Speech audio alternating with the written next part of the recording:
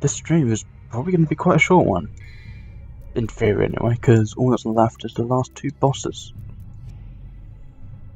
Nightmare 3 and Moondus. All three phases of Moondus anyway, but again, ideally I want to get this all done tonight. But as for dealing with Nightmare himself, I've still got 2 untouchables which I intend to abuse maliciously, because I don't want to be messing around when the phases end, such as towards the end of the 3rd phase before Trish appears, and after Trish appears, because when Trish appears, that's when the fight gets really messy, and I don't want to be wasting any time there. I just want to be in and out of there, just get the damage done, get it over with. Just because it's going to be really risky if I'm around for too long. More frost.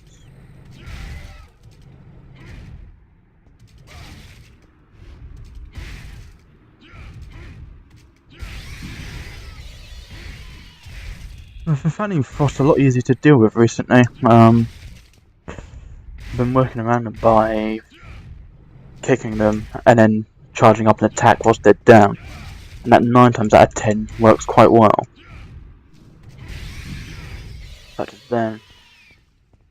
But I probably wouldn't use that too often in DMD mode, because you saw at the very end of that attack, the frost was about to devil trigger, and if that happened, I would have been going straight to devil trigger anyway.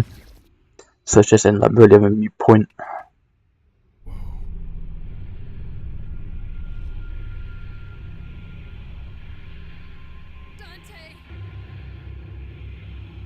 Dante, help me! Trish!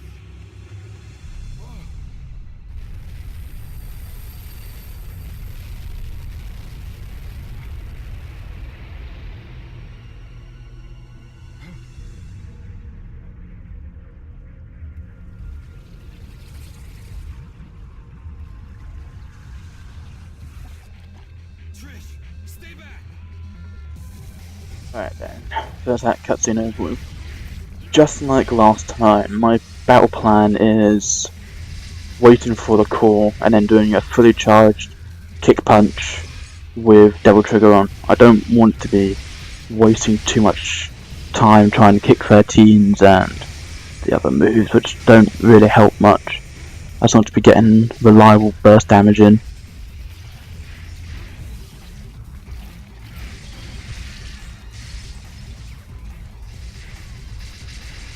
Punching doesn't help when the core just explodes into damage.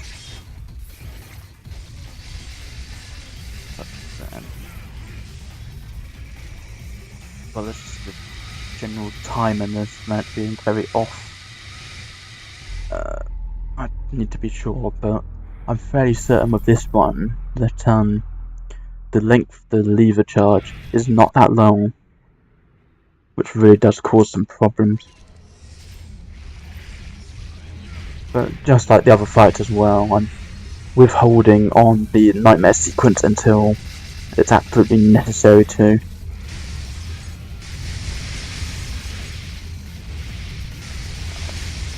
Bad cycle. The devil trigger kick 13 there. That ripped my devil trigger gauge runner.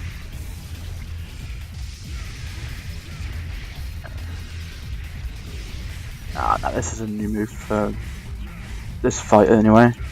Okay, you just gotta break out of it as quickly as you can, or else that attack there does crazy amounts of damage.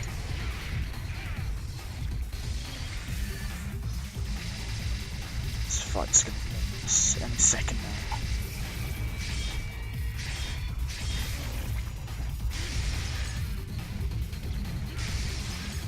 The nightmare sequence just so I can get a beat on Nilo Angelo again. Yeah. Why don't brought me. This way around I can practice against Nilo Angelo and make sure I can reliably pull this off when the time arises.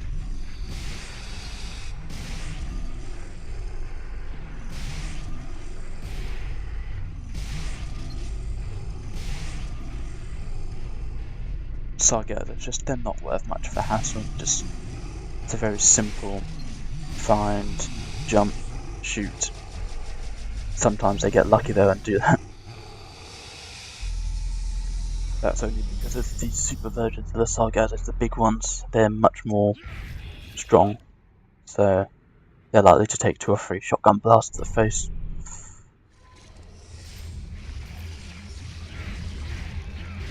Yeah. I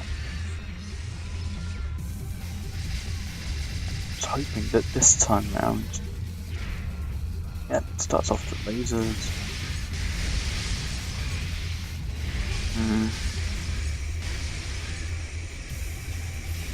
Yeah, that's just the problem with this fight in general, when the backside spawns out the little nightmare pieces. Does it of its own accord, and when that's happening you don't really get the chance to wail on the core much, because if you're doing that then those pieces can just demolish you like it is right now. I mean, a good technique for this would be to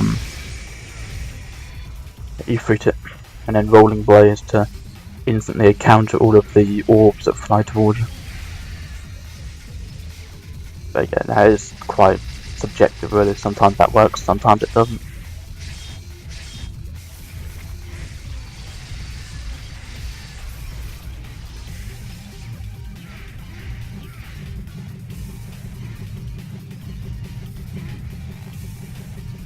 So this part right here with the boomerang, you can't reliably attack it without knowing, because that boomerang is so it's got a predictable pattern, but if you're not paying attention to it, it will blindside you. And again, just double trigger, fully charged punch kick combo. It's not too expensive on the double trigger gauge, and by the time you get to the next part of the fight, that'll usually be enough to recharge it. But right now, just got to be very careful of some of the moves he has at his disposal once he's got the core out, because they can be very lethal. But right now, burst of light, and the bit just okay. Right now, I was holding down the triangle at the start of the attack and charged it.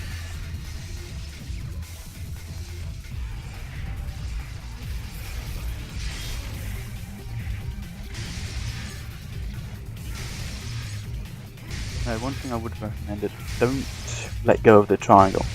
Just charge it. Let it naturally come about from its own accord. Just, rush it and perfectly let go and not getting as much damage as you can get. And given that this is DMD mode where enemies have 2.5 times their normal health, at least the bosses, the enemies have weaker for some reason, you really do need to maximize your damage output, which is one of the many reasons why E3 is so good in this mode, just because you can get some really high powered charged attacks off that are just really good.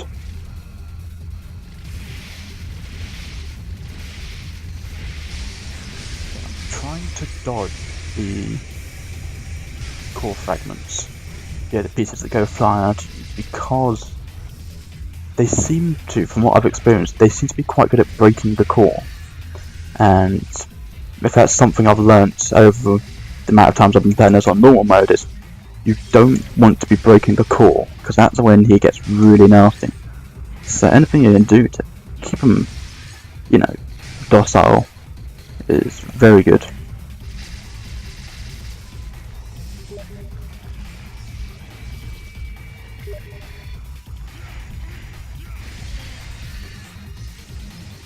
Nightmare is painful the first 2 times, but after a while he is quite, not recognisable, but he is quite predictable.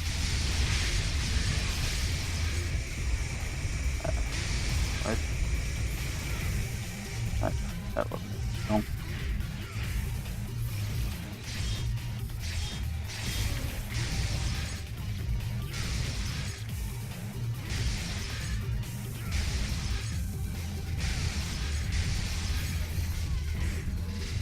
charge combo off there.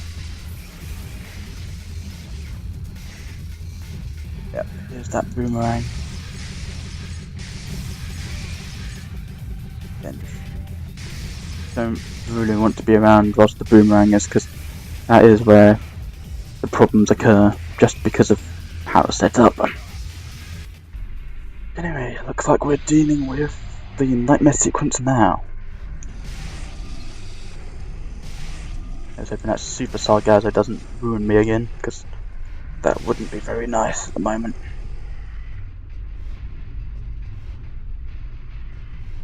Come on, Dante. There we are.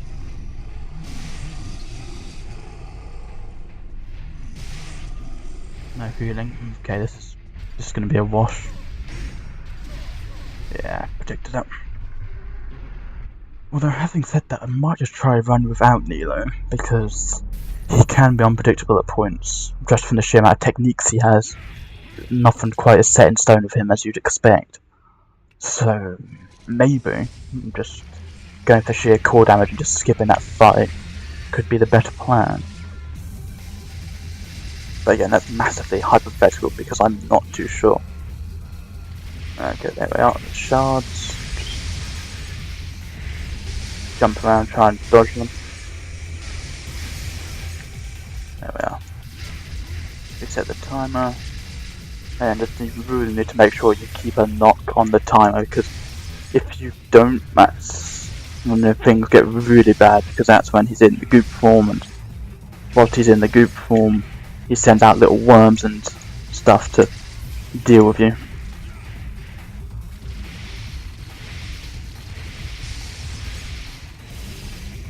Okay, just gotta make sure you can.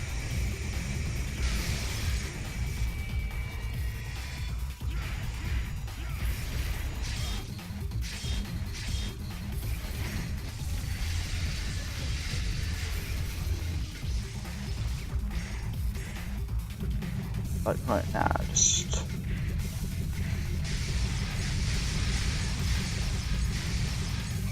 when the boomerangs, I don't really want to be attacking it, because that boomerang can be really wild. And what I did there was proof of it, really. I shouldn't have gone in there at all. But unless you try it, you never find out.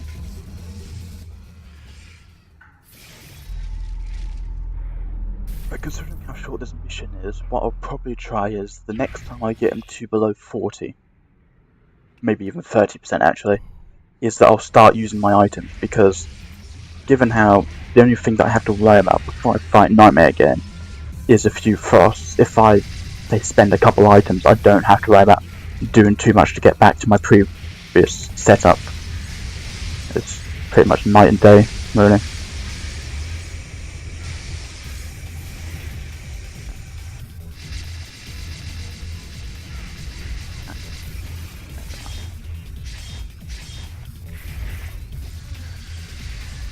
Yeah, that fight bit with the spikes, that bit is very... Oh. No, Dante, get on top of them. No.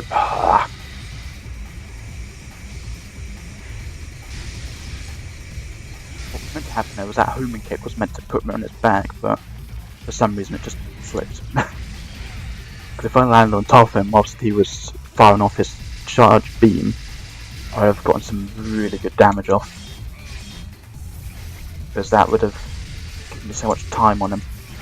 I could probably do a fully charged punch, kick, punch, which is fairly ideal, even though the snap kick at the end of the combo is where the majority of the damage is.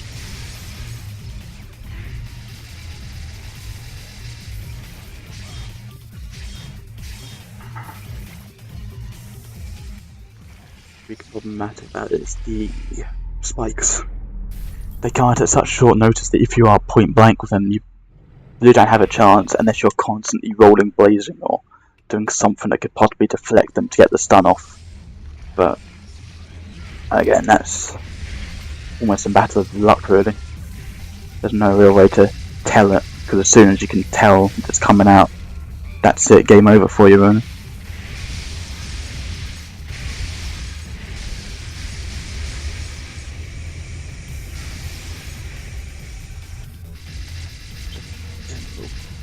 chunk off.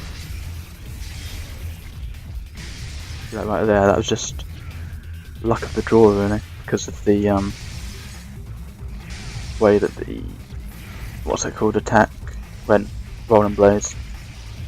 It was just the luck of the time on my end, that because of how I timed it all, that just really set it off.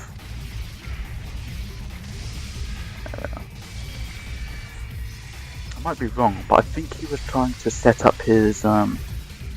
I think he might have been trying to set up this cage there.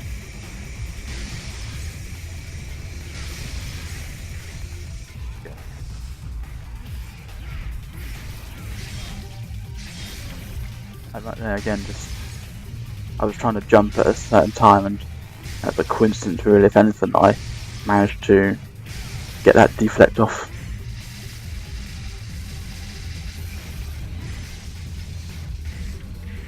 There's the boomerang.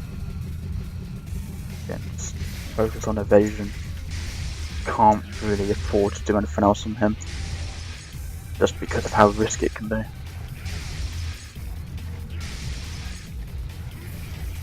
Thankfully, Devil Trigger doesn't change Ifrit's damage too much, so a non-Devil Triggered punch kick is still fairly decent for damage. It's not ideal, mind you, but again, if it's all going wrong, I always forget that bit about the attacks. It's something I should really learn again, is that whenever the calls go out, there is that burst of light, and that's, on this difficulty, at least half a health bar. So I need to really be careful of that. But I have a feeling like that wasn't in normal mode. I want to say that's a hard mode and above exclusive. But again, I might be wrong there. I haven't really messed around with normal mode in a while.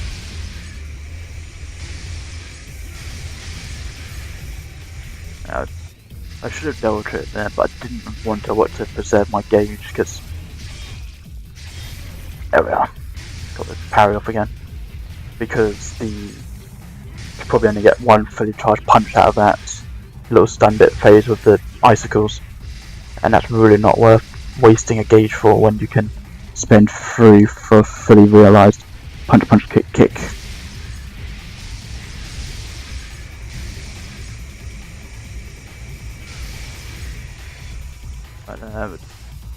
That Devil Trigger wasted a few gauges.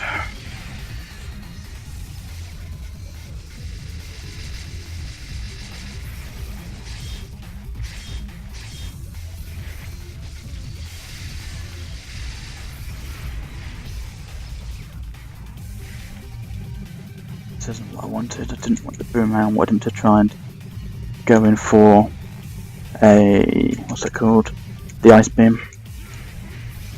Because the ice beam really makes it exposed. As long as you can get up onto his back, you can really lay on the damage with him. But that's sometimes not an option.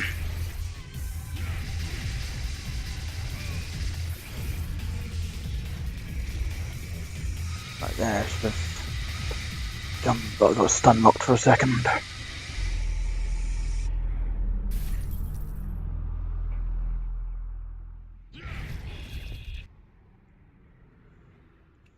Let's try this one more time.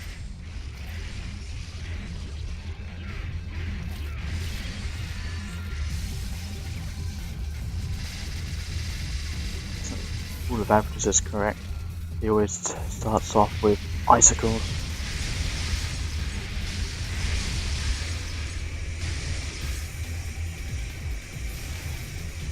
And my input didn't get there.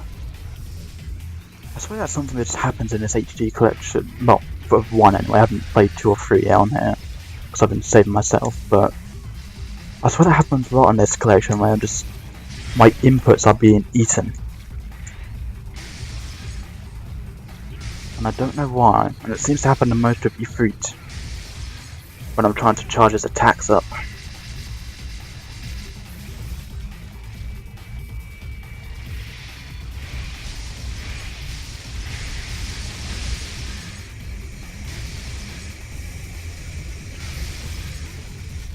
Oh yeah, and that's one other property he has. He can drain your Devil Trigger gauge, but the drain rate is quite negligible at points.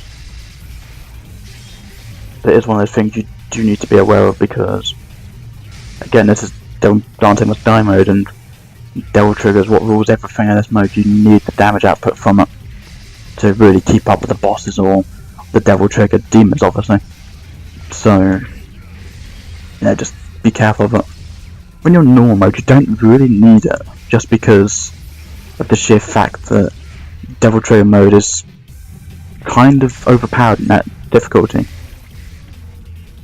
And that has to do with how, just how much stronger you get, and because the enemies are all at 1 health compared to 2.5 or 0.9 in DMD mode, not barring the Devil Trigger boost, you kind of burn through everything really fast. And it does mean that... That's auto-locking almost messing up there. Again, that's one of the many things I'm glad that 2 and 3 improve upon. Again, 1 isn't a bad game. It's just that, especially nowadays, it's really showing its age. And, I think that's a fair thing to say, because this was... I say this game's at least 15 years old. And I think that after 15 years and being an industry setter, this game defined the action genre, and it still does. I think it's fair that it can age a bit.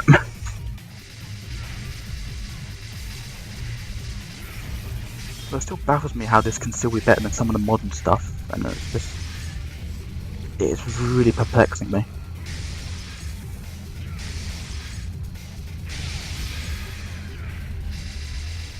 That chord dealt with. So then that means it's just the top now. And that's the ice beam. Oh, wow. She got up to the Trish phase without any items. Again, this phase, if I'm at the brink of death, I am using items. I don't care. You fool! You're so easy. Trish, you?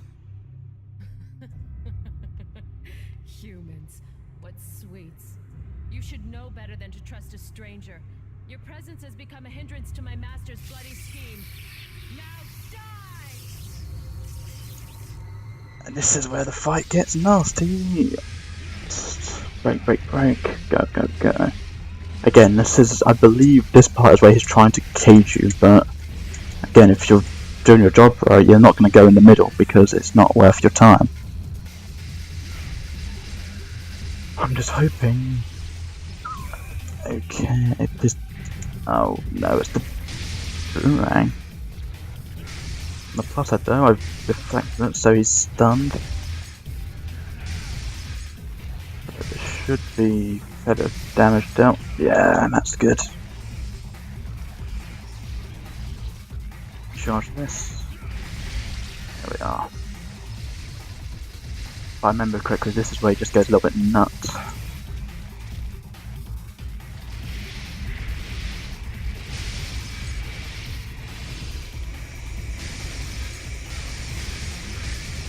Mention is just general damage resistance goes through the roof. I guess with that. Again, if you really were confident with Nilo Angelo, you could go for that bonus damage, but I'm not, so I don't want to risk it. And as for Trish, she really isn't that important in this fight, because her thunder is fairly predictable, and it doesn't make much of a difference really. It's just one of those things that, again, it's heavily choreographed, but you don't want to be hit by it in general, because it's still fairly good damage. But if everything goes right, this should be it. Ah no, here's the phase I'm worried about. And this is where I'm going to drop a untouchable, because I don't want to be dealing with any of this part right here. I just want it over with. And because I just want sheer damage. There we are. Dealt with. That went by surprisingly fast, I have to say. I wasn't expecting to get away without any items until the end of the Trish phase, honestly. I was expecting this to be a long, drawn-out battle. I'd have to spend all my vital stars and both my untouchables, but that went by rather smoothly.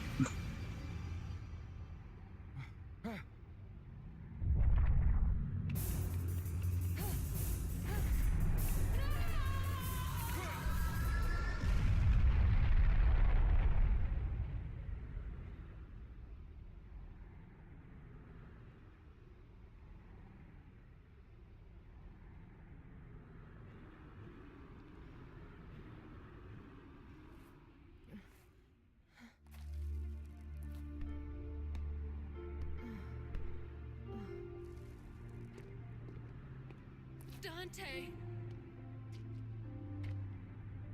Dante, why did you save my life?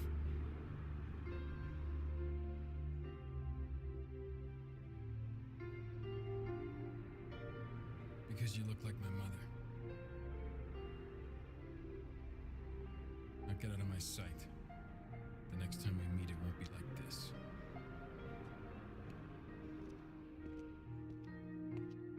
Dante! Don't come any closer, you devil! You may look like my mother, but you're nowhere close to her. You have no soul. You have the face, but you'll never have her fire!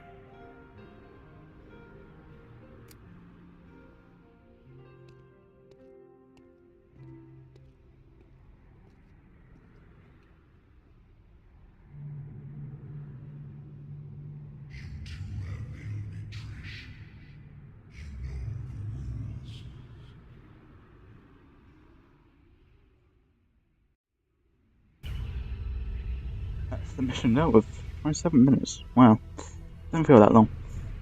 It felt, probably say about 40 minutes actually. Well, that's a very nice little scene, I'd say.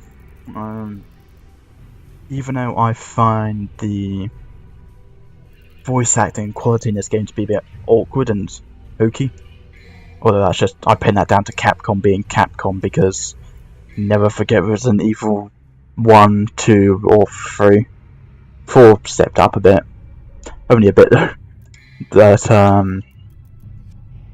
you know, once they did step it up, it was still a bit cheesy, and this game came out before Resi 4, so there was some full-faced cheese in this mode, in this game, and that's something that 3 improves upon. I can't really comment about 2 at this moment, because Devil May Cry 2 was very forgettable and not very fun, so trying to make me remember the cutscenes in that game is just near impossibility.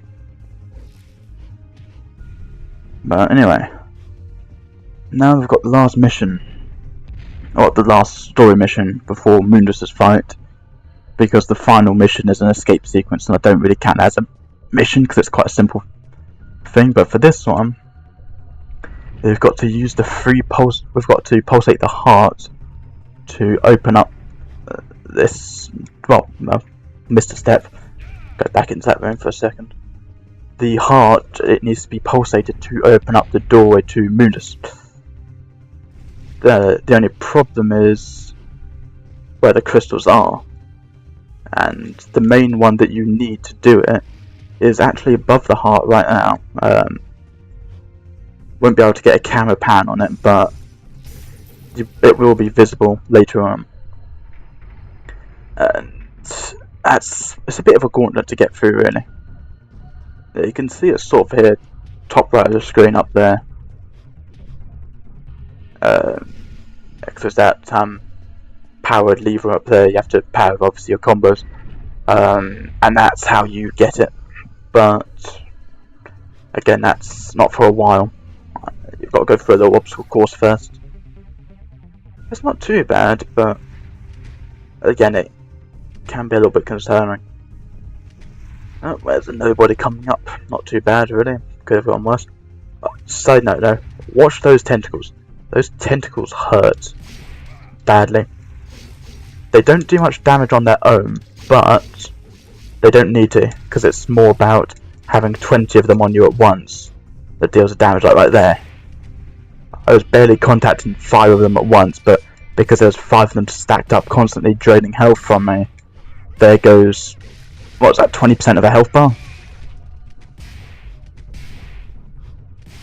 Again, it wouldn't be too problematic on normal mode when enemies do 1 times damage, but on hard mode and above when enemies deal 2.5, it's just really damaging, and you don't want to be messing with it. You need every drop of health you can get, really. But again, it's one of those things that you learn to deal with, because your first playthrough will not be hard mode or DMD mode, because the game forces you into either normal or easy, and honestly, don't pick easy. Easy is a joke, because they automatically do combos for you. They automatically give you 3 vital stars, which is the only way you can get above 1 in this game, because you can't naturally find any vital stars, which really causes problems with healing in this game. But it's quite bizarre, really, considering devil stars you can get. You can find quite a few of them that I've got. How many have I got? 16? You can only buy 9 of them. And then, well, you can buy up to 9 at any point. But as soon as you've got your 9th devil star in your inventory, you can't buy any more. But because of how that works, how does I say it? But because of how it all works, it is just very baffling, because later Devil May Cry games would give you, I want to say it started with 2, but again, I don't remember too much because it wasn't a very good game. But I want to say with 2 at least, that is where they introduced you having up to 99 of a vital star. I know 3 definitely had 99 vital stars because they had 3 classes of vital stars. There was small, medium and large. Small, obviously early game, and you've got like 4 or 5 segments. Medium is for like 8 to 10 segments, which I think is a full bar. And then you've got your large ones for a full heal when you've got 2 bars in, etc. But again, that's another difference between that game and this game. This one, there is only so many vital stars you can have, and it really does pin the importance on health conservation, which really does help for this game sort of almost survival horror atmosphere, where you really do have to be careful about resource management, so to say. I mean, granted, it's not like, say, a Resident Evil where you've got to count every bullet, you've got to make sure it counts, but it does lend to an atmosphere of it where there is a certain horror to it all, which is something I think the future Devil May Cry games miss out on.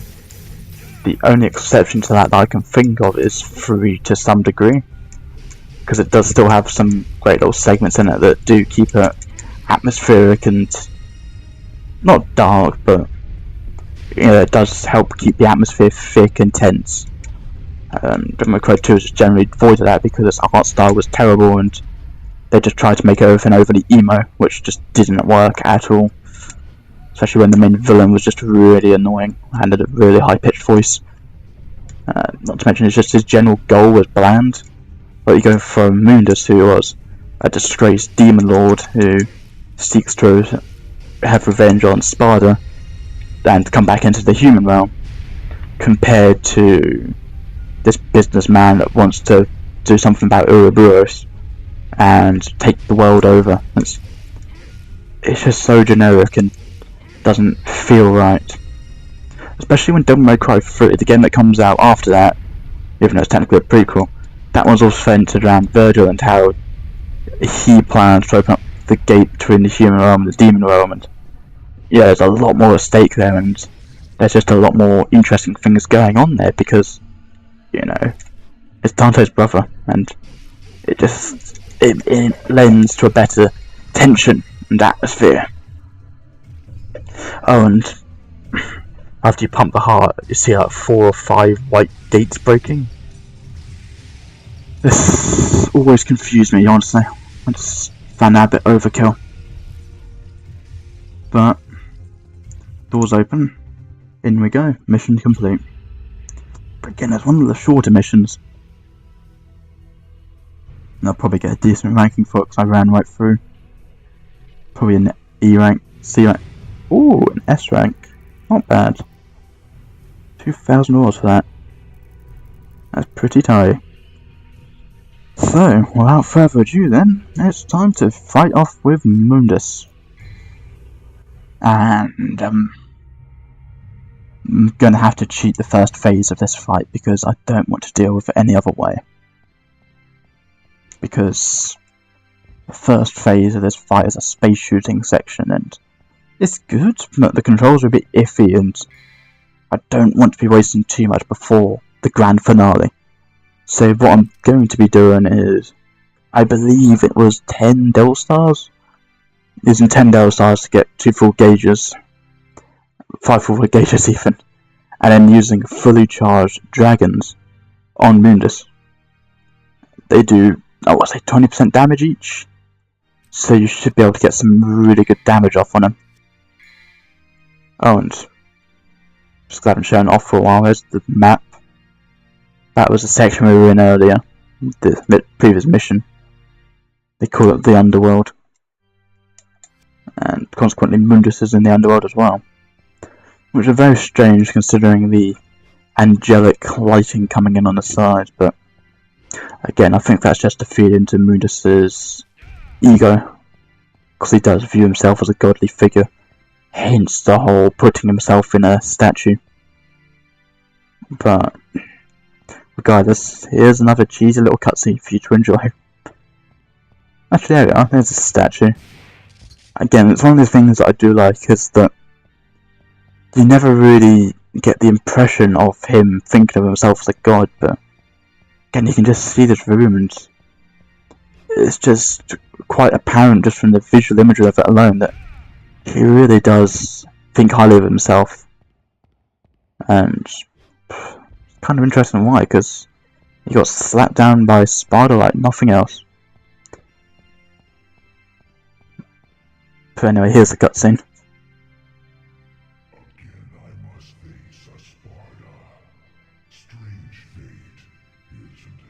Strange and ironic that it will end the same way. Irony has favored you this time. Look, there.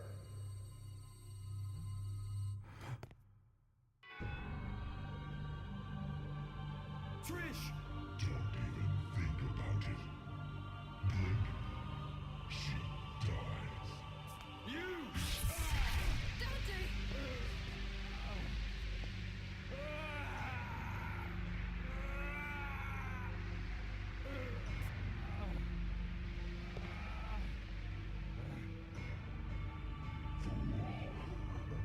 So sad that humans will always be humans. No more. Has the Sparta blood been spoiled over the ages? Now, die! Trish!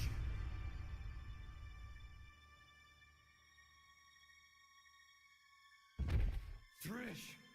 No! Useless scum. Failure is one thing, but taking an odd behavior like that.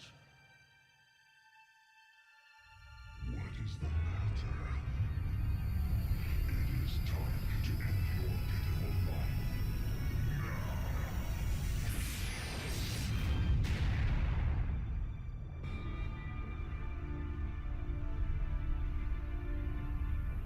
How much longer are you going to keep zapping? Come out and show yourself, Mundus!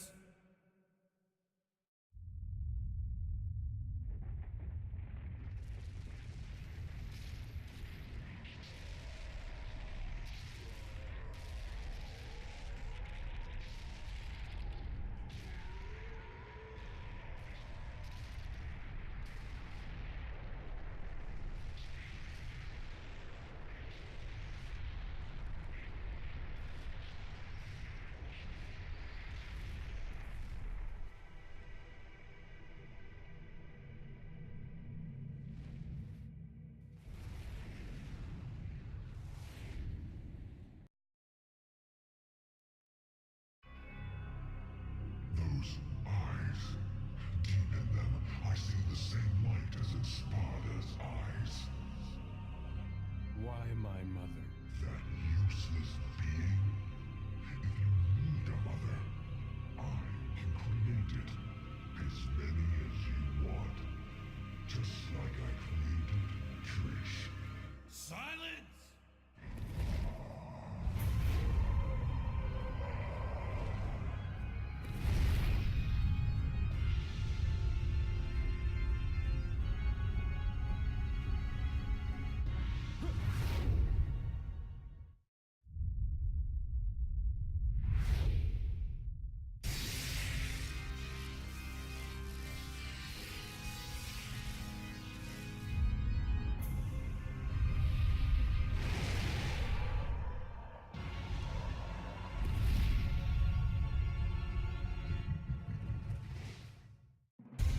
that cutscene anyway, here's the actual fight. Well, the first phase of the fight. It's a space shooter segment where you're meant to shoot the orbs down, and with the orbs down you gain devil trigger gauges. But again, I'm not doing it the simple way, I'm cheating it. Because this, again, is inconsequential. The real fight is later. So right now I just want to get this phase over and done with so I can get to work on the fight proper.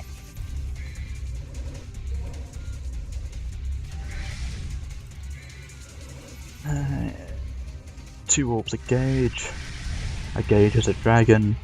The dragon does, what's that, about a fifth of the health? Not too bad for a trader, really. I do like the soundtrack in this fight as well, and there's some really nice piece to it. Yeah, I think this does help lend itself to the fear about Moon just being so full of himself and thinking of himself as a god. Which is quite impressive, really, considering he's not that great. Not to mention I do like the whole devil trigger being Sparta. I think that's a really great way to show Dante sort of embracing his heritage. Not to mention the sheer fact that he brought Force Edge to this game. Because if any of you guys remember, in Devil May Cry 3, 4, and maybe 2? Again, I can't remember 2 at all. The Force Edge is not Dante's weapon of choice there, it's the Rebellion. The Force Edge is what was used by Virgil in the events of 3, which Dante takes as a memento. But his signature weapon always has been and always will be Rebellion. And it's just because of Dante's own theatrics, really. He's took the Force Edge as a sort of calling card to Mundus to show that this is a personal fight. It isn't just business, so to say. There's a reason to it all. Anyway, we are one more dragon summon, and he is out. Or so I thought. Why is he taking next? Okay, that's new. Should be out by now, but might as well see this through actually. Or not, if he does something like that. There we are.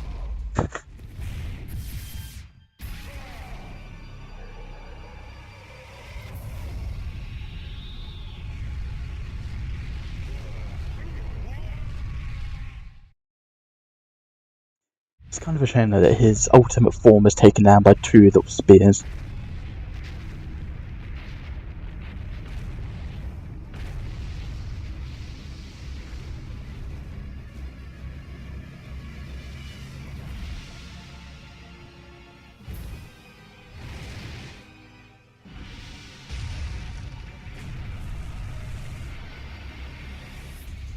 Well, having said that, this is the one fight in the entire game where as it's known, the Sparta, the sword you see before, it's the only time in this game where it has a devil trigger mode. Just purely for this fight, which in my opinion is a rather missed opportunity, because it would have been brilliant to have had this as an optional reward for beating the game, and as a new game plus thing. I mean, granted, it probably would have been game-breakingly overpowered, considering that the Sparta already hits twice as hard as the Alaster. So given double damage and a devil trigger multiplier on top of that, would have been rather devastating. But again, I think they could have done it. It would have been a really interesting method, I'd say.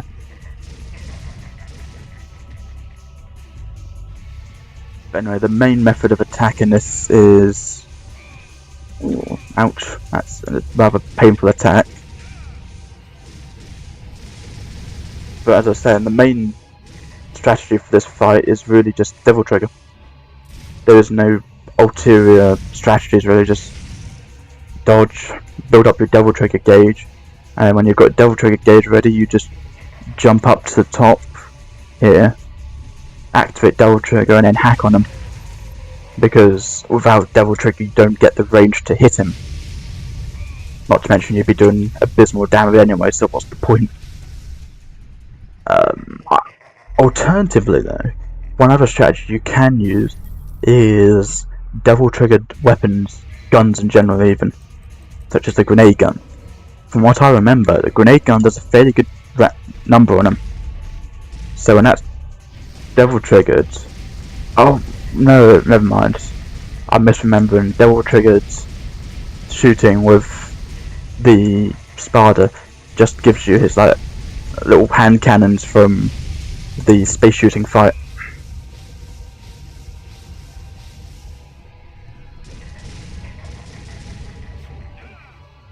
But yeah, another thing you need to be aware of is that the...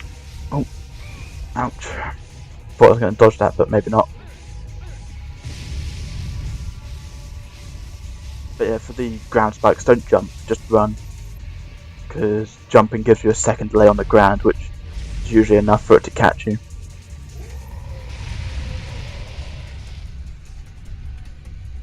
But that's the least of your concerns in this fight. All of his other attacks are so lethal that you don't really have a way around them. Not to mention, I don't even think his biography says much on him. No, just finish him once and for all. There is no ulterior details to this fight. No strategies given by the game, which is a bit of a shame. Considering how great the game has been so far at the Bestiary, I would have expected them to have put a bit more effort into Mundus's entry. Especially considering it's, you know, Mundus. Someone who, you know, obviously doesn't need any introduction because he is, you know, Mundus, the whole reason this game's in action.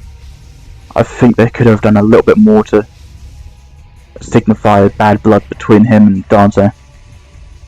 Well, not even him and Dante, really, more of a bad blood between him and his Spada.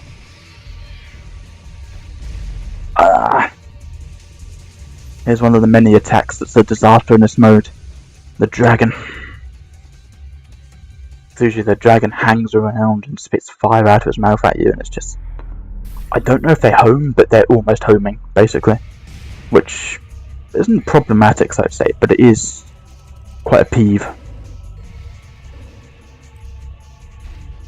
Again, I'm going to take the grenade launcher for this fight, because if you remember how it worked in the previous missions, a successful grenade gun shot equals about 1 rune. I don't know if it works the same in this mode though. Yeah, it's roughly 2 or 3 shells a gauge. That's not too bad really. But the plan is obviously to just use that again and again.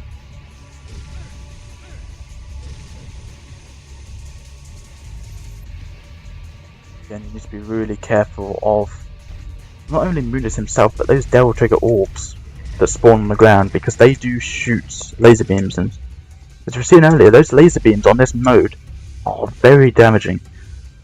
If I was correct when I saw earlier, they do about half a gauge, half a life bar even, which, you know, that's one of the weaker attacks he has on his side. Actually, you know what? I've got time to spare. I might just try the Nightmare Beta out, see how that works.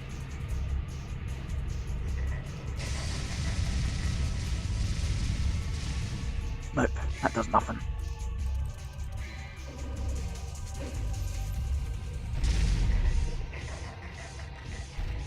I'll probably stick the grenade gun. That's the big attack, the dragon.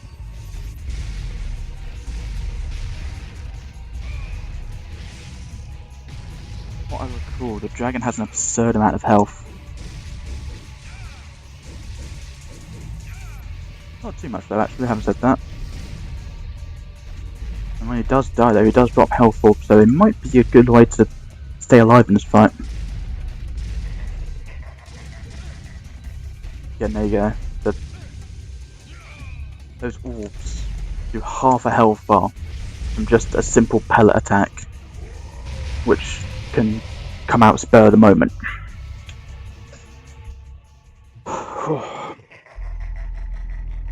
I think it's safe to say this is going to be that kind of fight.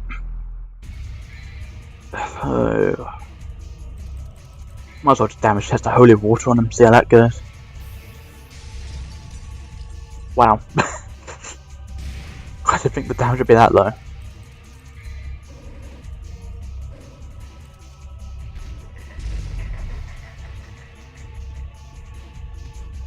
So as for general strategy, honestly, I can't think of anything worth saying because these little spheres do so much damage and there's no easy way I can think of to counter it.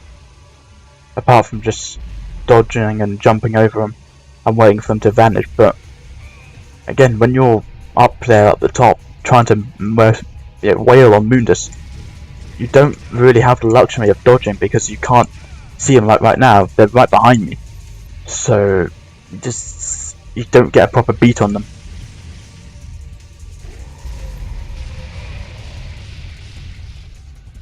That attack right there, I don't know what that is. That's just ridiculous.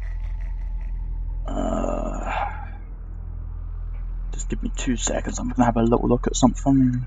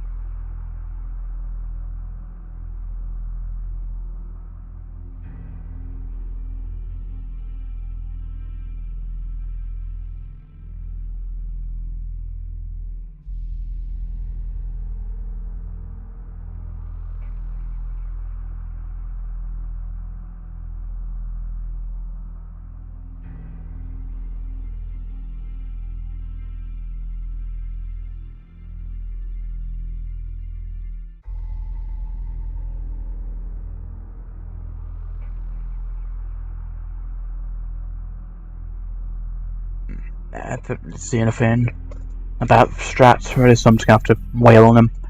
The other people are just saying wail on him, use untouchables when needed, but I've only got one. I can't spam that strategy, so to say. Unless I try a different method with a bangle of time, but I don't think that's gonna work well. There's the orbs. Yeah. Wow, we'll just come on, calm down with these orbs.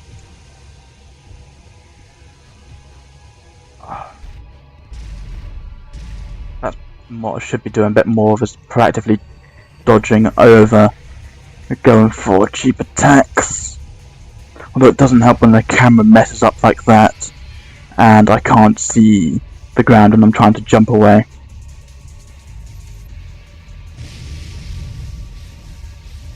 Again, just run, don't jump, just run in a straight line.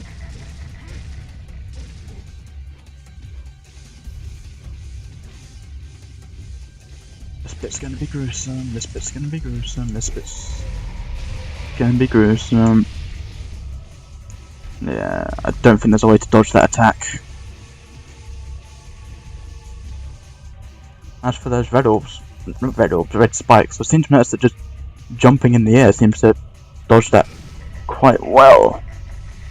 At least until the game does something like that, where I just fall off for no apparent reason.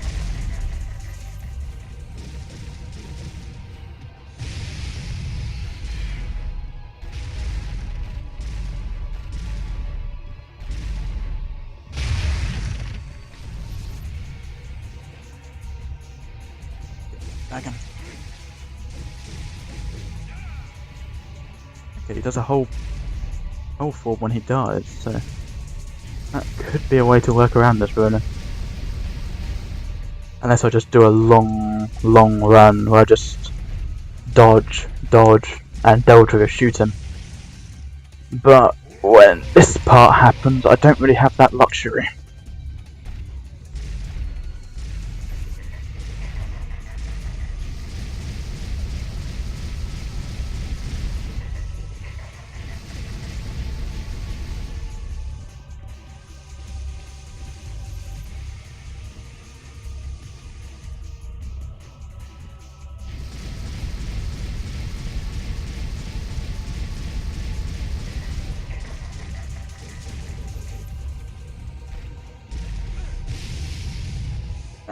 It's too much on the screen. Need to be more defensive. When I hit 15 yellow orbs, I'll try an all-out run, see what happens.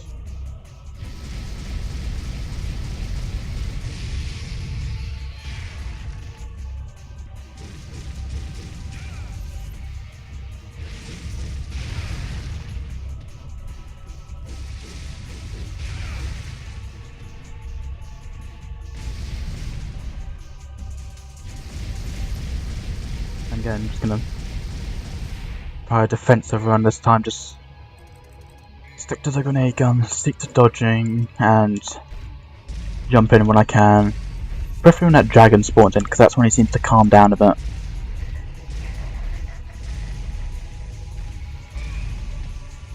Dodge right into that one.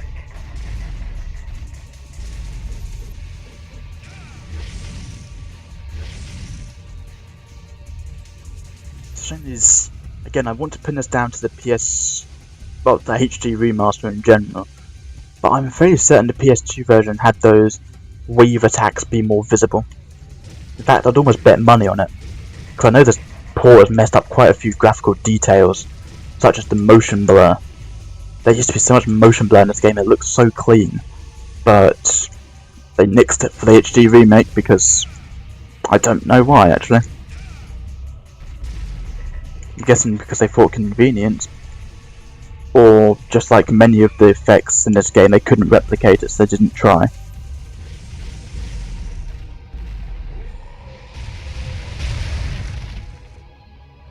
To dodge that white attack, let me have a look online one last time. Windows DMD.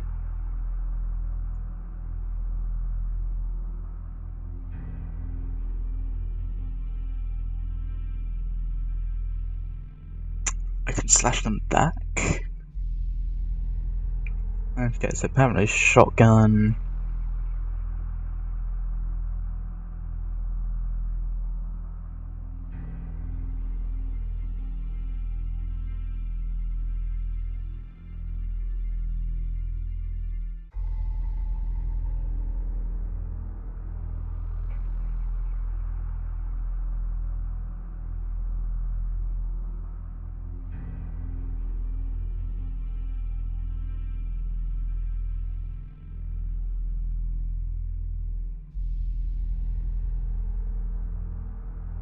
Okay, apparently round trip works well and the shotgun works better on those beige orbs.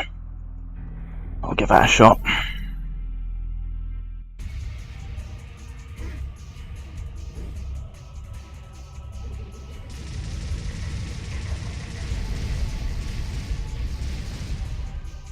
Okay, I believe them.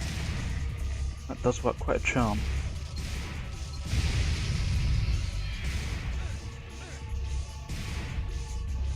Yeah, that works a real charm actually. The shotgun method anyway.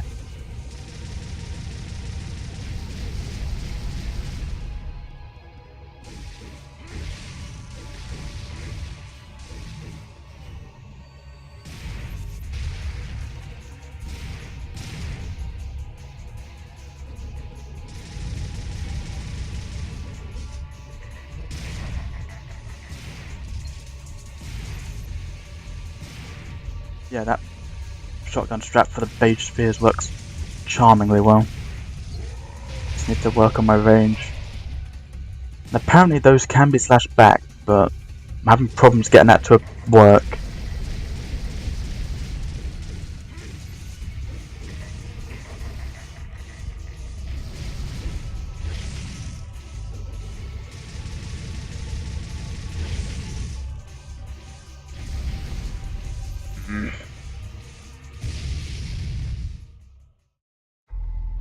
This is getting a bit desperate now. I'm just gonna have to start thinking out the box, really.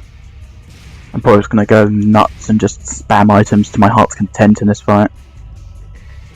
It seems to be the best method, really.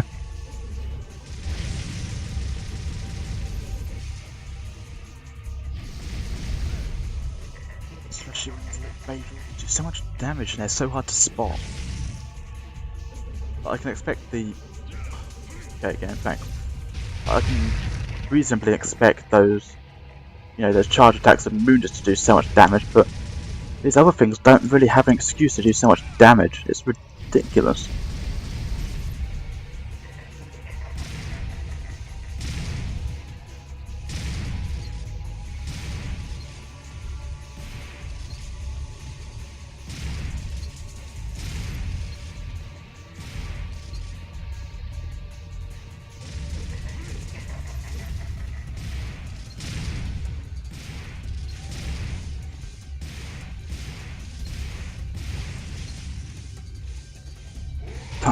No, I can't parry them just yet.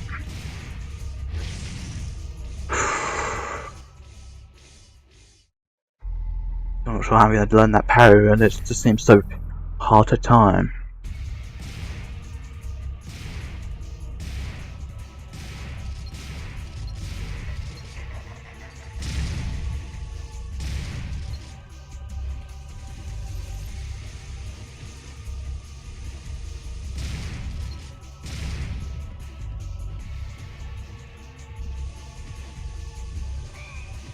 Okay, again, I was jumping in the air for that. Why did that count?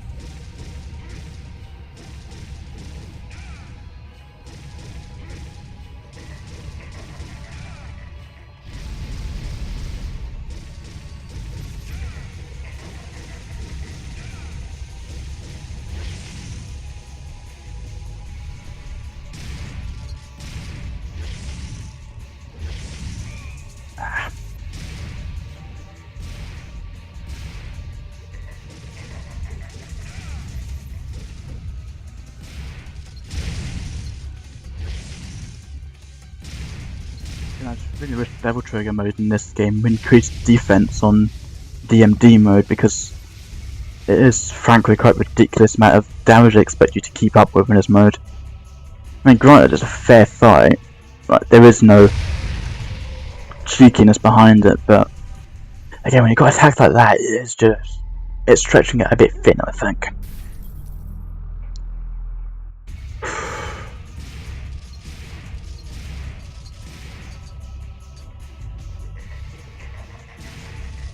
If I can get him behind... Okay, what happened there again? Seriously, what happened there? And there. No, just kill me. Kill me now.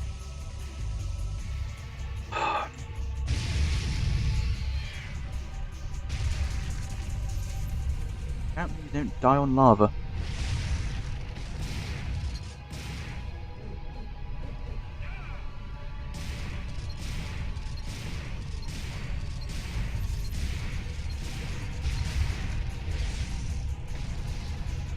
Finally, I'm dead. That was a terrible run. I don't know what happened there at all. Just the game just decided, nope, that's not how I'm going to win.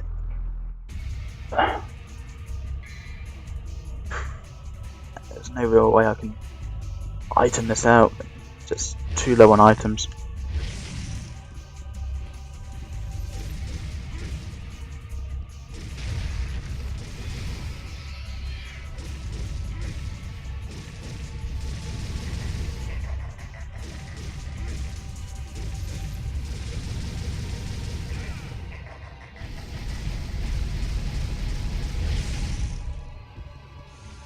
Okay, there we are.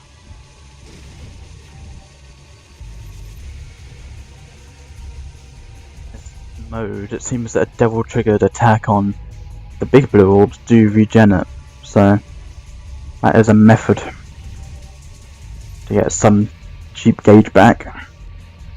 Granted, you have to spend a bit to earn it, but again, that's better than nothing.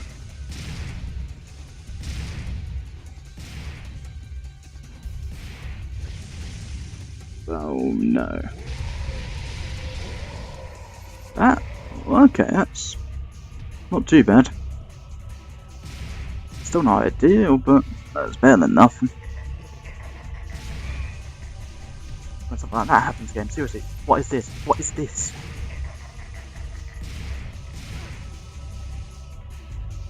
I can't even do anything with stupid little orbs do too much damage.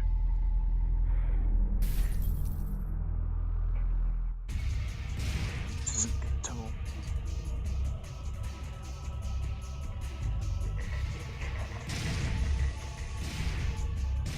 When auto lock messes up like it did a second ago, and I'm going to take cheap hits because of that auto lock missing.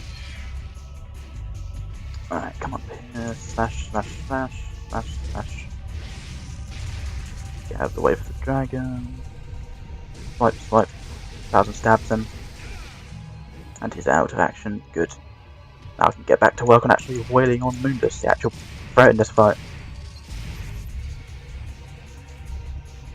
Not when the jumps are so stiff that you just overshoot all your jumps. Like, what is that? And I guess there's a beige orb behind me that I can't see. Yes, there is.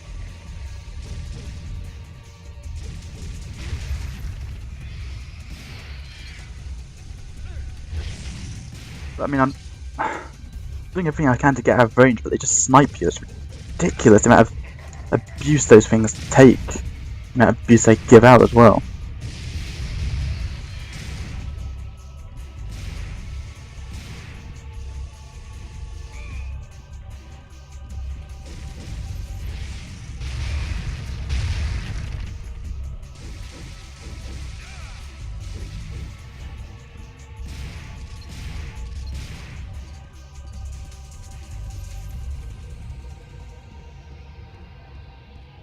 Does tie into the white orb attack.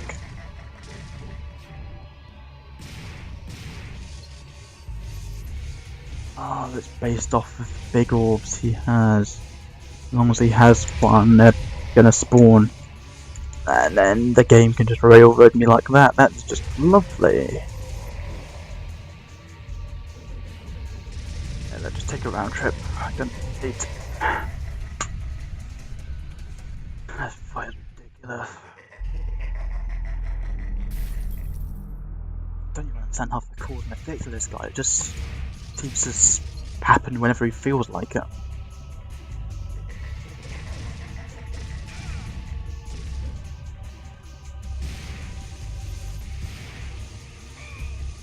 Again, there game, I was jumping, but you put it into a back jump. What happened?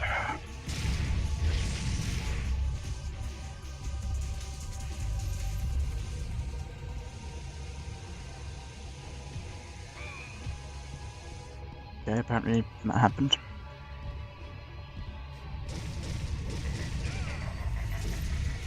Look, and there's the beige orbs again.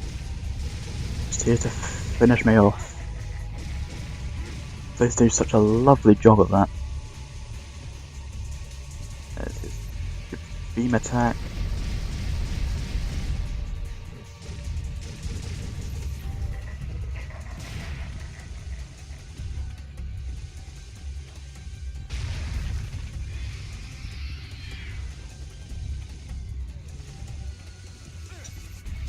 There we are, thank you.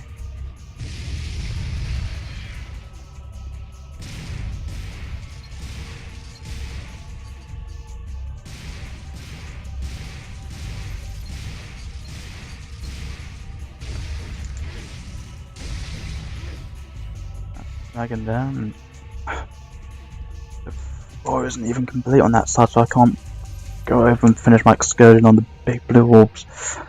So give it 2 seconds. Yep, he's done the charge attack with them. Lovely.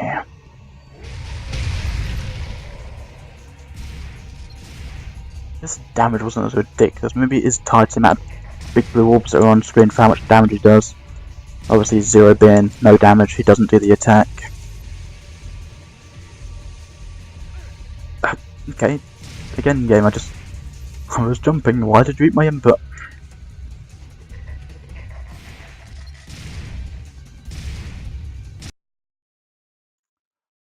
Windows, not now.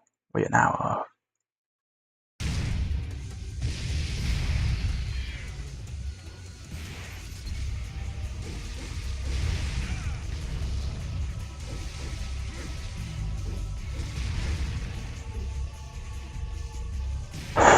Oh, this is a long fight. This is a very, very long fight. I'll just have a round trip whilst I'm waiting on you. It's not going to change anything, but it'll make me feel a bit better. Unless it gets caught on rocks like that.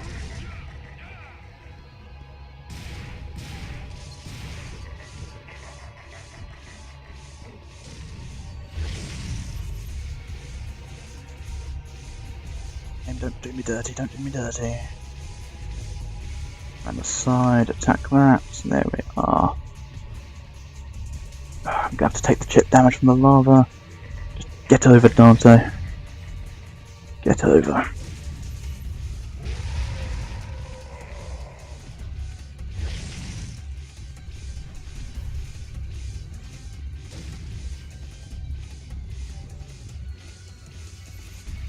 I think I've got a pattern going.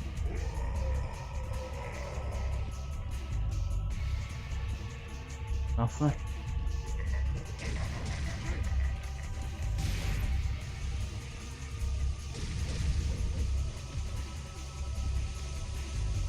What?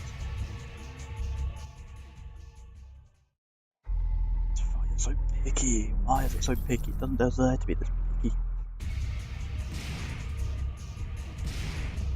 I think I am starting to learn a bit better.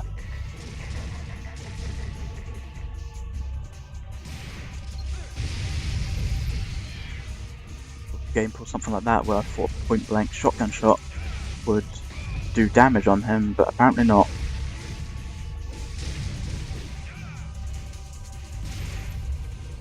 It's like playing Fortnite all over again, doing a point blank shotgun and then getting 7.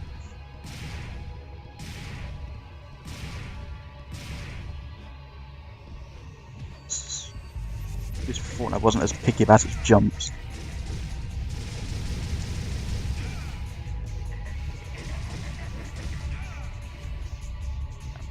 Down.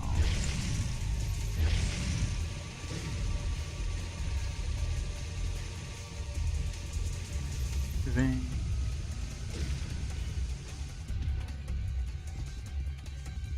I'm too late. Please don't tell me I'm too late. I might be too late. I might be too late. Yep, I'm too late. Great. Great, great, great. See him. I'm distracted by everything. It's impossible to tell.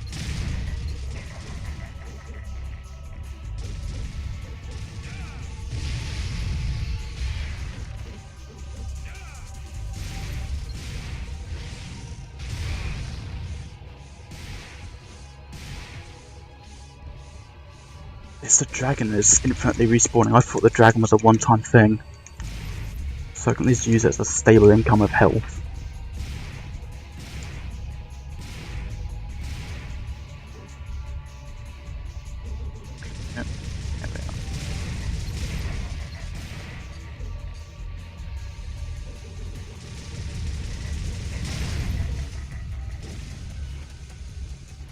Just have to be so defensive in this fight, it's ridiculous. The whole point of this fight in normal mode was just to wail on him, unending like this, and then this fight is just such a 180, it's not even funny.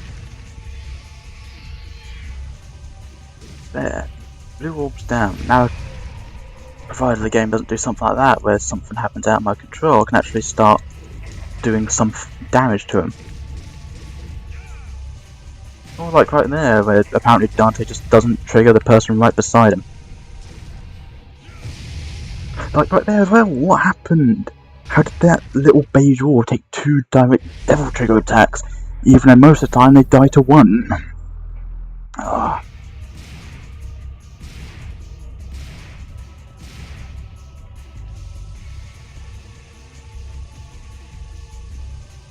Let's see.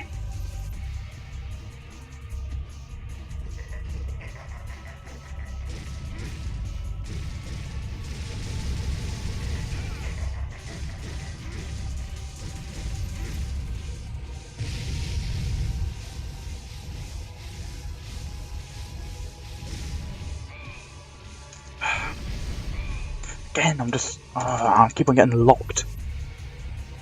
What's wrong with the game tonight? It's normally not this off. Normally everything is nice and consistent, but tonight it's just inconsistent as hell.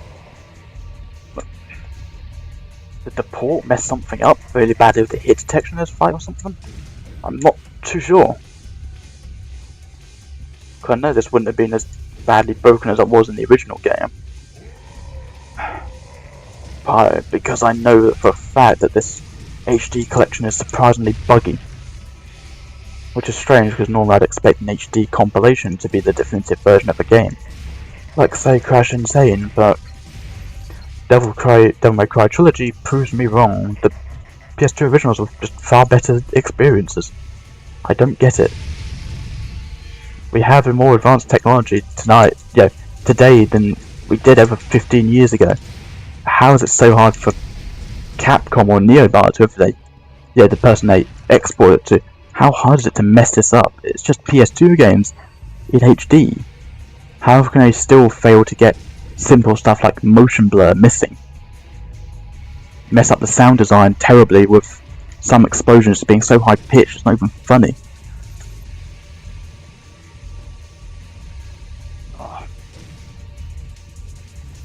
And then not to mention the complete lack of effort on the menus and everything pre-rendered where it's just all 4x3 because they couldn't be bothered to re-render everything. And I don't know why. I thought this team was meant to be professional.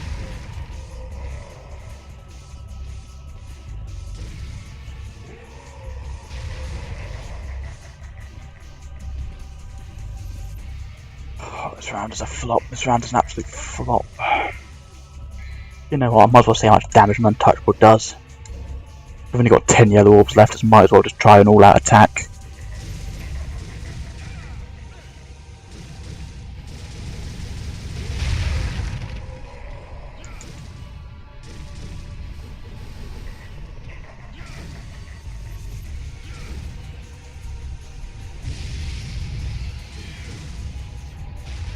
No, untouchable does next to nothing in this fight. Brilliant.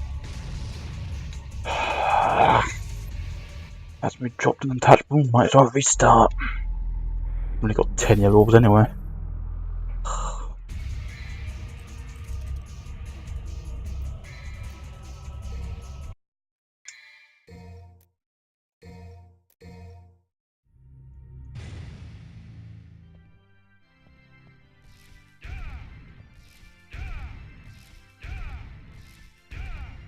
Again, this wouldn't be a problem if they just give you the option to just properly, I don't know, what's the right word? Oh yeah, have more than one item in your back pocket. Like, is it really that hard to do? That's Dragon 1.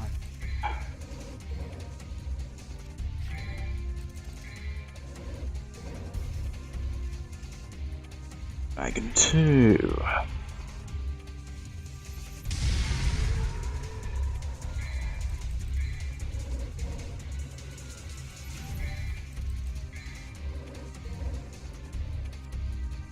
Three.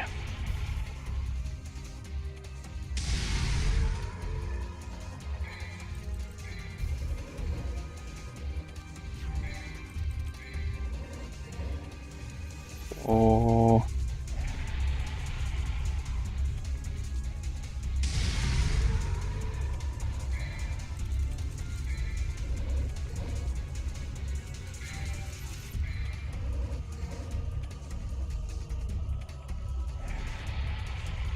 Five.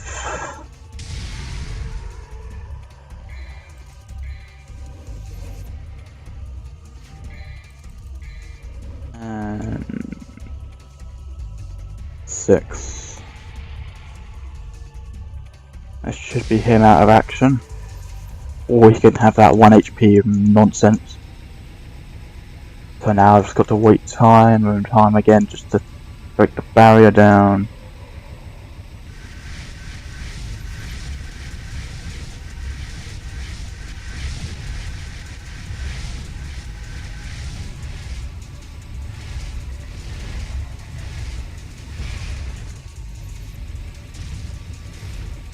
Again, I could spend another Devil Star and just get an attack off, but I don't want to.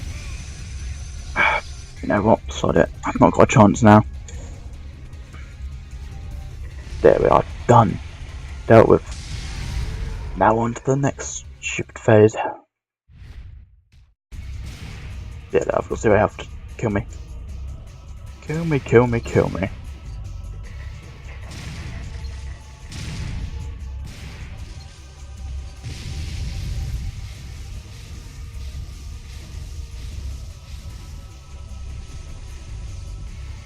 I guarantee it'll be from one of these little projectiles. Be it red or white. Because none of his other attacks are that potent. Just that those little projectiles do so much damage and they're near invisible.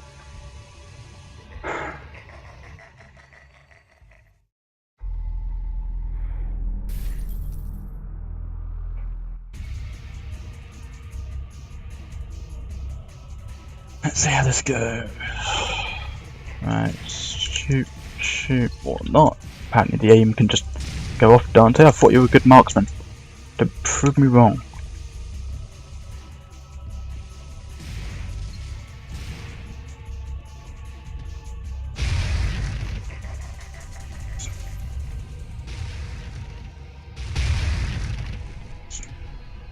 Just go full CQC on me, Moon. This is what I always wanted. Thanks very much. And just get orb sniped again. Brilliant, brilliant, brilliant. Yeah, just kill me off, Moon. This your stupid fire.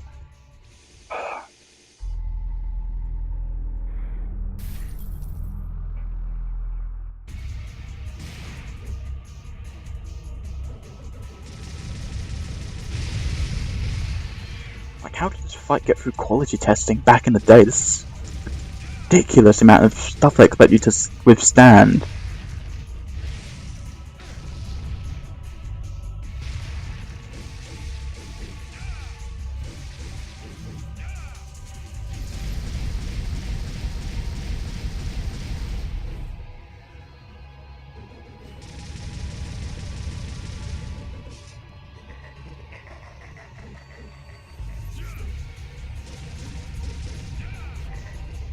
Right, there we are, that's one.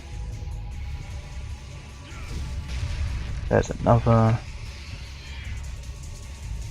Oh, I've just got to hunt down those blue orbs. I just wish they did damage to Mundus for me, my troubles, because they don't, and it just means this fight is so protracted and long. And it shouldn't be. This is. Yeah, it should be a fairly standard fight, but they just throw in so many side rules that it just becomes so dragged out, especially when stuff like this happens where the lethal orbs are right behind you but you can't see them.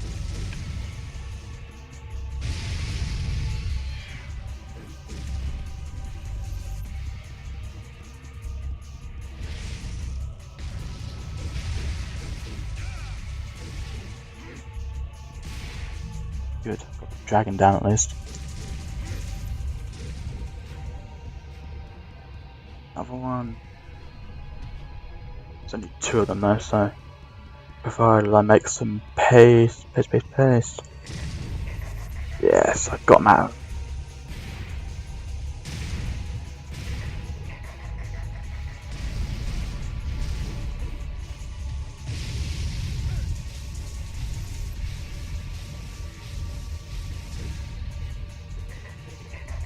And I just need to dodge them and try and get more blue orbs.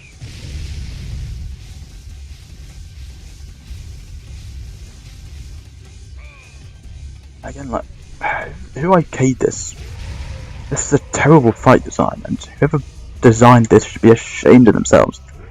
Like right there, how am I meant to dodge that? There's no way to dodge that. There's no way to dodge his white orbs either, because you try and deflect them, but it's impossible to see them. Ugh. I'm gonna have one more look online. There's got to be something I'm missing.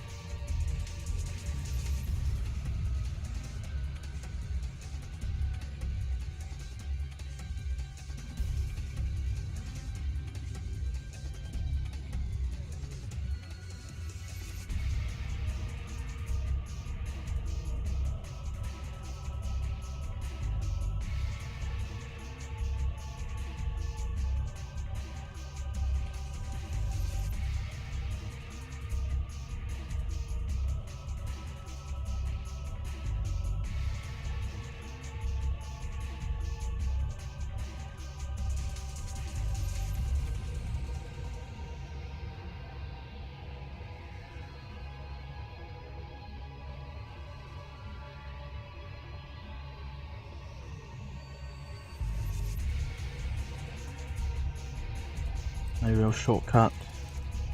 The only method that people do bring up is using holy waters to damage the orbs when need be. And that would be a fine strategy, but I don't have many holy waters to begin with. So this isn't really going to help me much.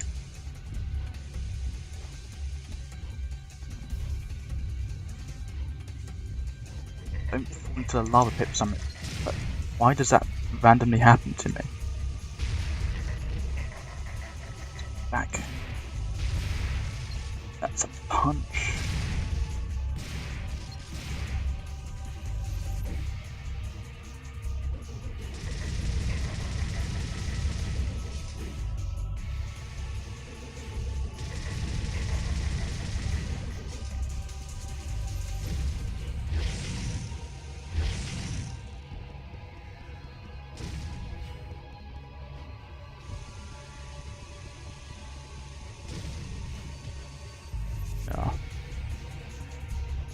Oh, just one more left, one more left, one more left. There we are. And charge up the round trip.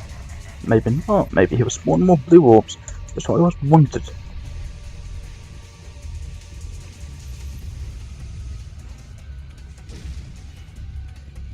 Just 2 left. Got to rush them. And when that's done, I can get my 3 hits in.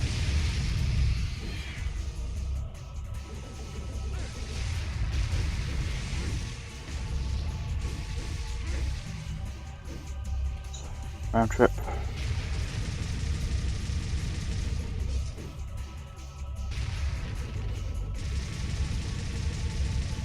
I think this is a decent strat now. We've got something going on. But in the meantime, I need to quickly get some grenades off and recharge.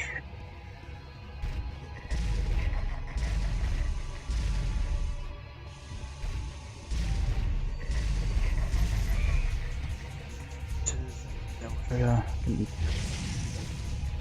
start my trip.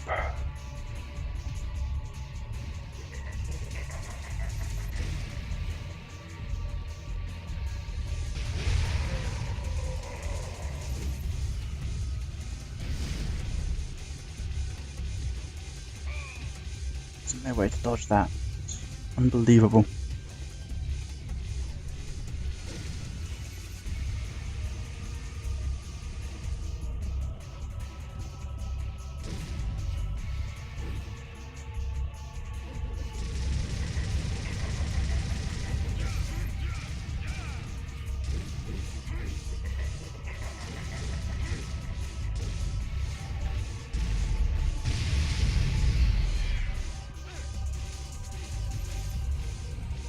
There's the next gold dragon. Come on, just... There we are. Blue orb. There's a gap. Jump on head. Back to blue orb. I just wish his fight wasn't so leggy now. I think I'm starting to get a pattern on him, but I can't be sure.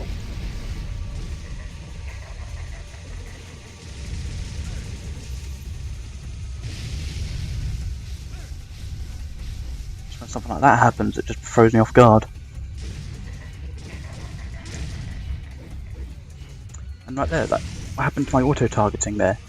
They should have focused on the orbs and not Moolers, but it just decided, nope, that's not how I'm going to win.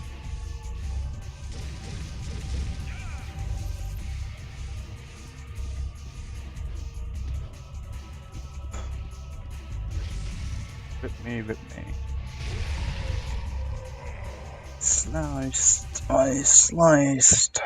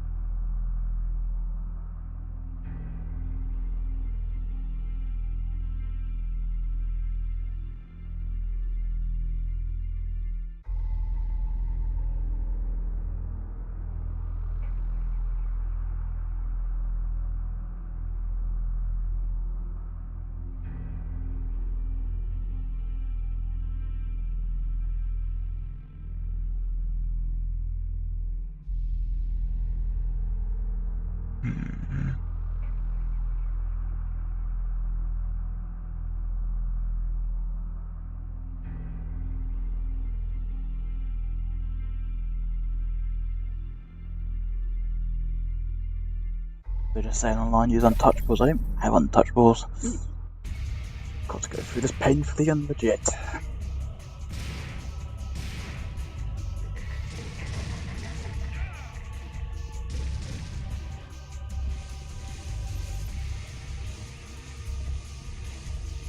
And I can just walk through those. That's news to me.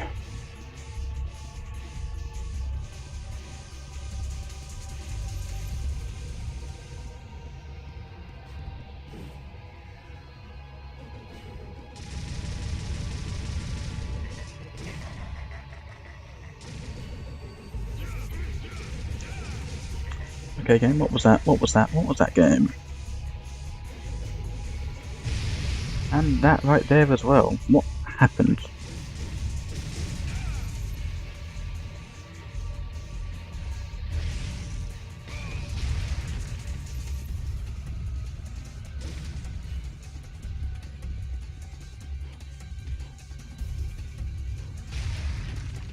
Somebody's gonna gather them up for the white attack. If he does, I am screwed.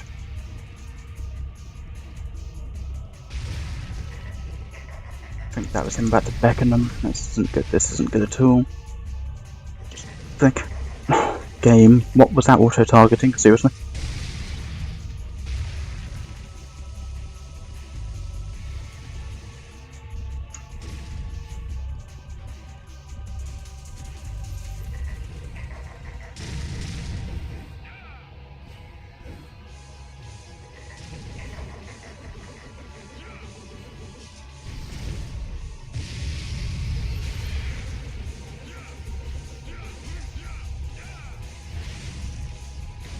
Game. This isn't what I want. I just want you to put a round trip on Mundus and you trigger everything else.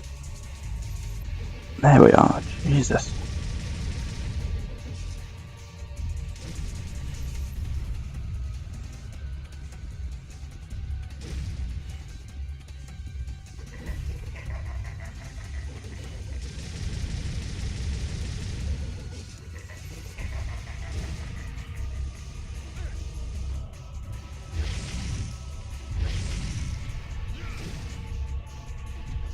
Oh.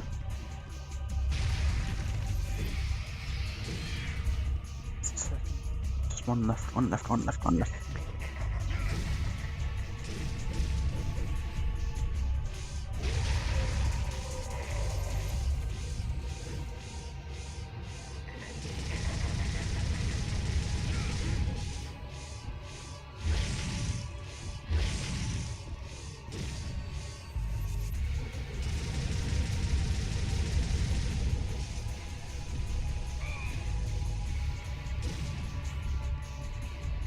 Come on.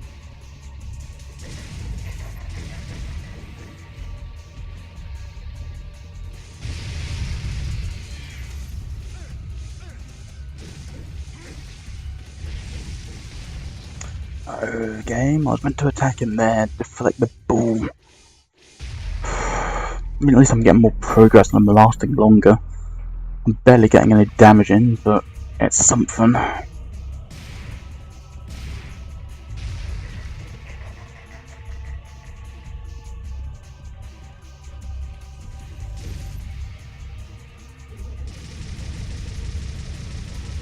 There we are.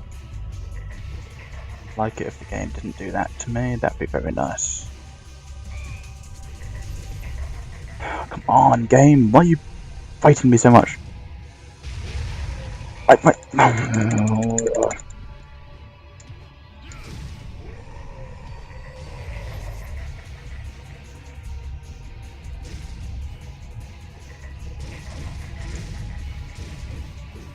Right there, game, seriously, what is your auto-targeting? What is it? It's a joke.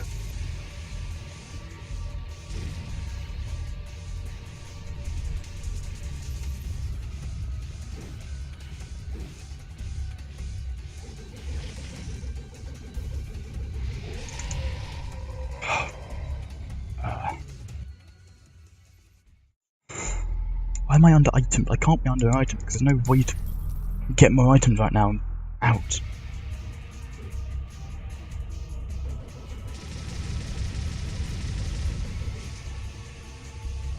Charge your attack, charge it, charge it, charge it. There we are. And fling. Don't get caught in the rocks, thank you.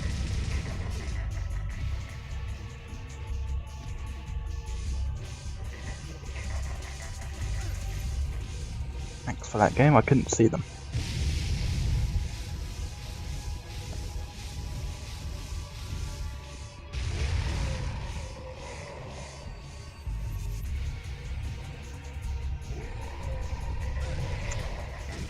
Again, is that how you're going to play it?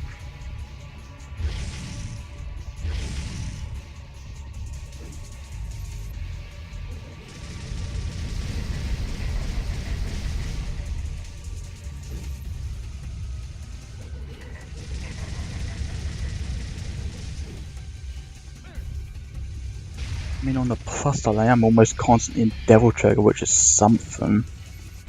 Not much, but that's something.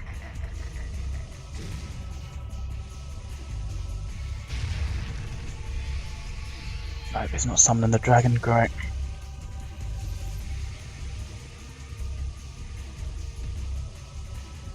There we are. Jump up here.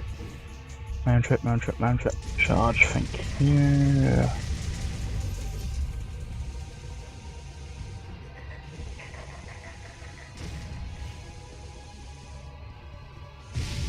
Again, I wish I could say more about this fight, but it's badly designed. Like, why does the damage have to be so high? There is no feasible excuse as to why everything is so high up.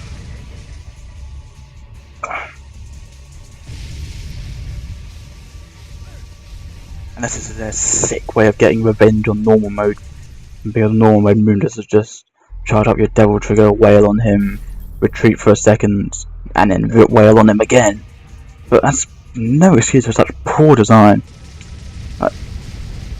They needed to reconsider how much damage he does, because it's far too high. Especially when this game has some questionable auto attack aims, which means that you quite often miss the thing you're trying to hit, such as the giant orbs that are damaging you, and going for those instead of what you wanted to hit, which is just stupid. Thankfully he's more willing to spam those stupid dragons now, because that's really where I want him to be.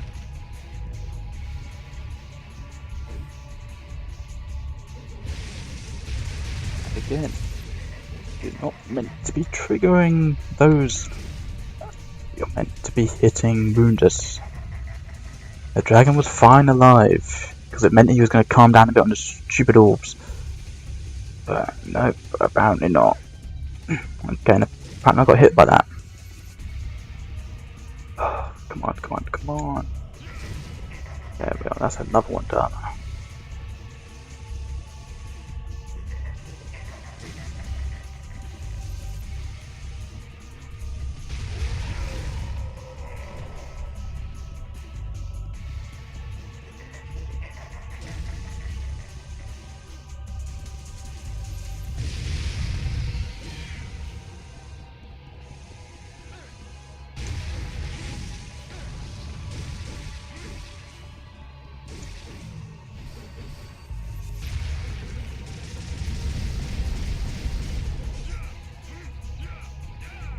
Okay, game, what was that? You're meant to be launching, not kicking.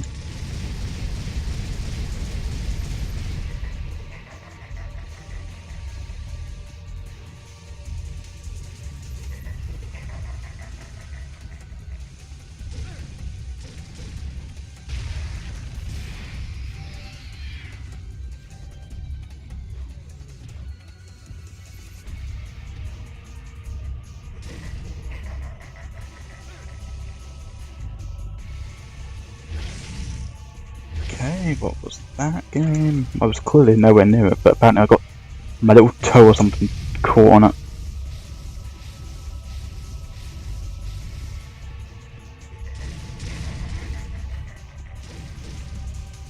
Yeah, right there game. We weren't meant to be aiming for those, we we're meant to be aiming for the little orbs.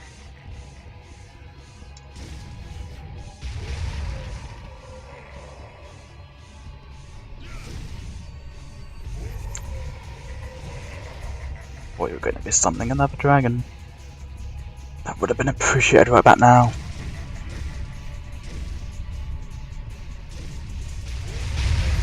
Seriously, game. Couldn't see a thing there because that was a god awful camera angle and you know it.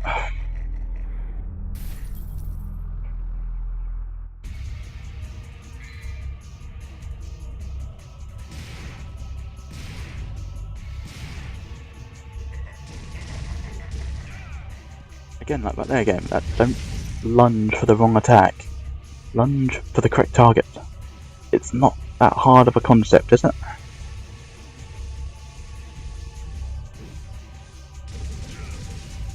And like right there again, you should meant to... There you go, round trip Mundus. That's how you're meant to play this.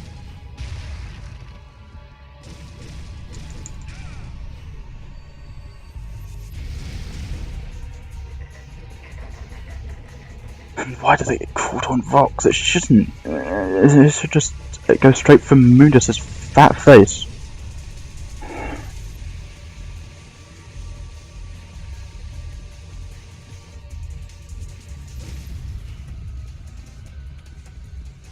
Jump on.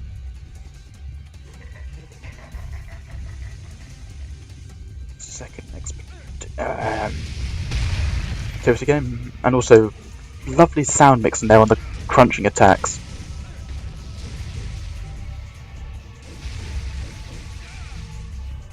There we are. My health bar back.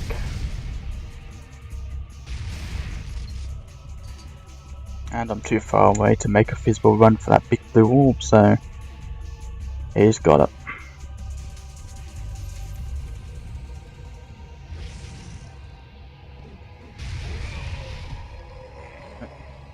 Well, I timed that to perfection, but Dante did 1,000 stabs instead of the his standard 5/ combo.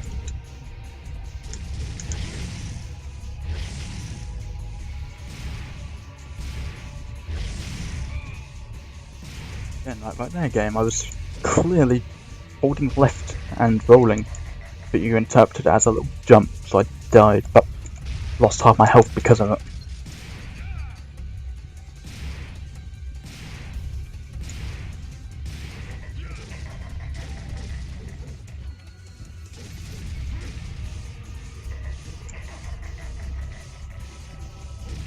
Right.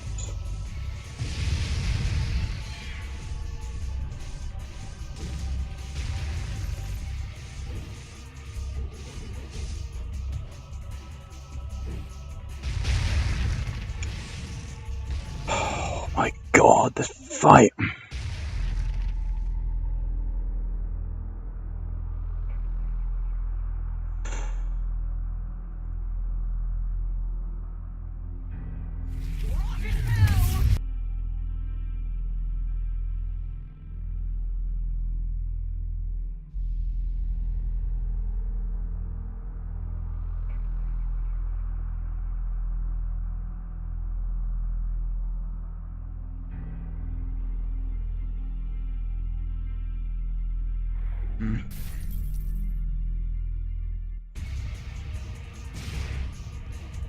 I can get him down to half health and I can start using items, but I can't.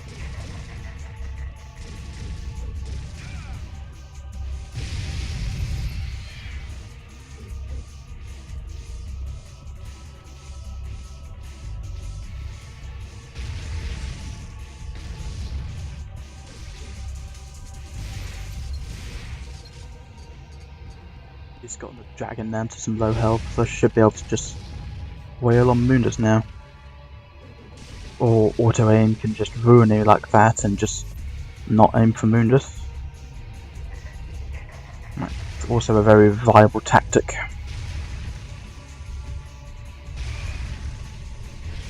And the platform can just break under my feet, because that's... Or you can just throw that move out of nowhere, but also perfectly viable. Yeah, that just... Slow down then, Jesus Christ.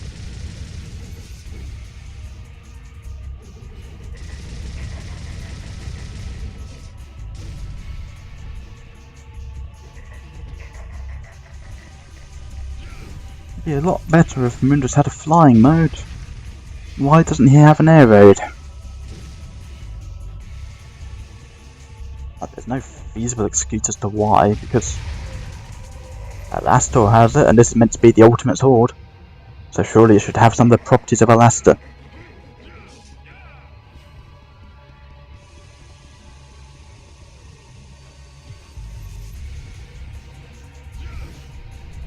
Like that game, I was clearly doing a jump slash on that, but you just aim on something completely different. Why?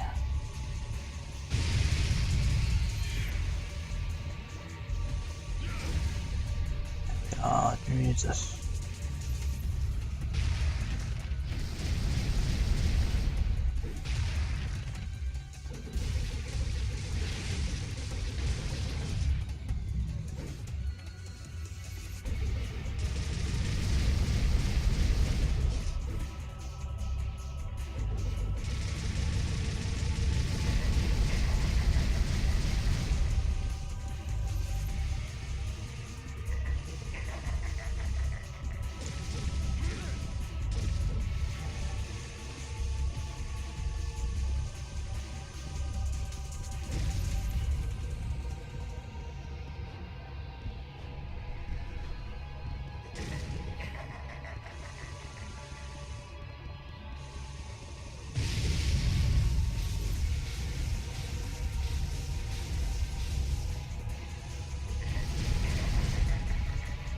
They spawn again.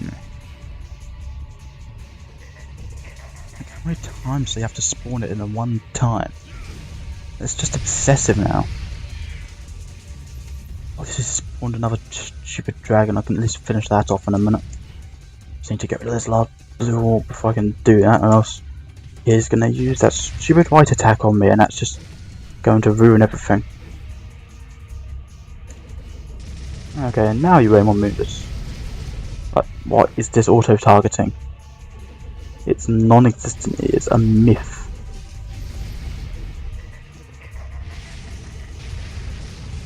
Like right there, game, I was even holding the stick in the direction of the dragon. You have no excuse there.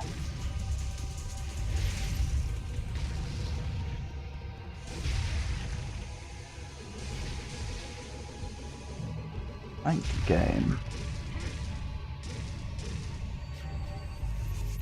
Alright, run, Dante, run.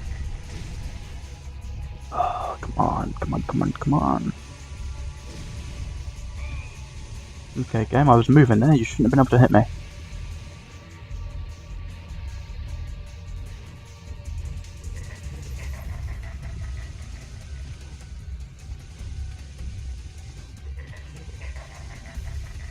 And again, what happened there? There was no beams even heading towards me. Yes, I apparently missed something.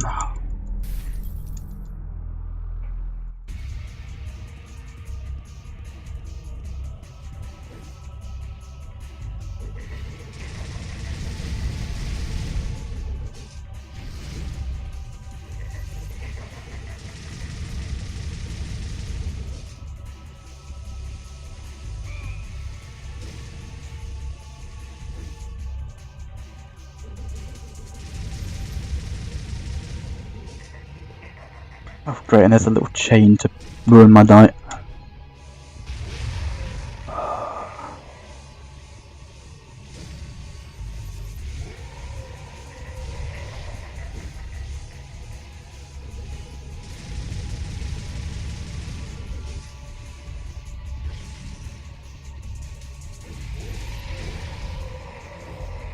Why did that take so long to connect?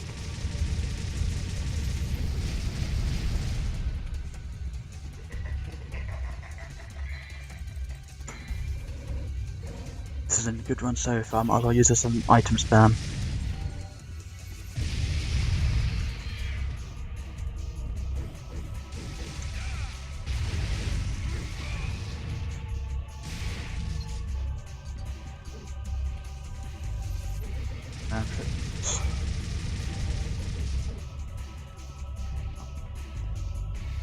Leveled up Devil Trigger back, so now I can just start the grind.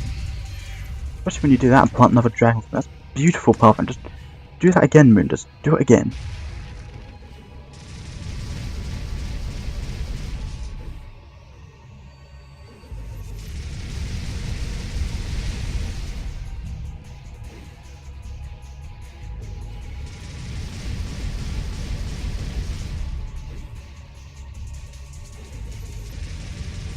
Okay, game again. Why are you being so nice to me in this run?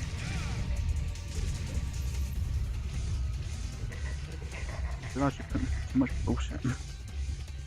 I imagine not. I imagine you're just beginning.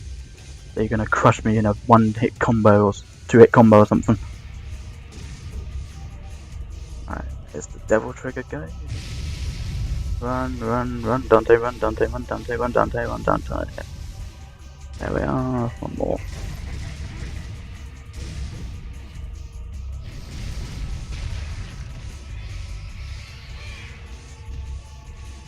That would be it.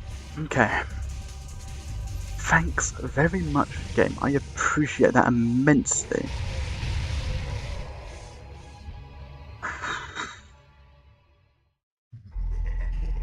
Oh, don't laugh at me, Moonus. I'm gonna destroy you.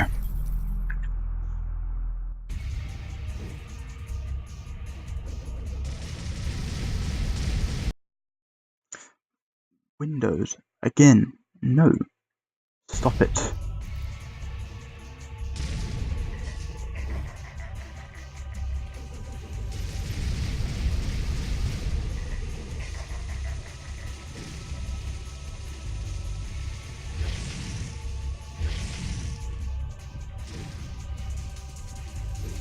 No, come on, Dante, don't clip.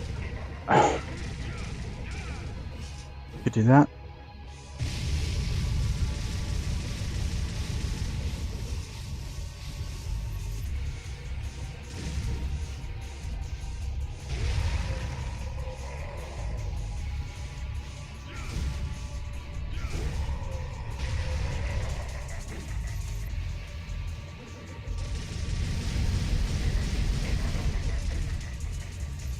This round trip's doing a good amount of damage on them. That's one thing going for me.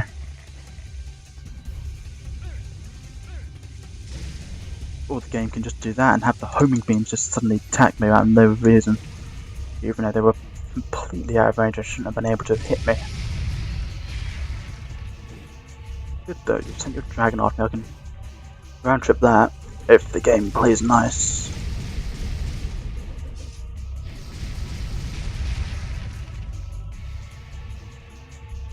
It's struck. God, it's ridiculous.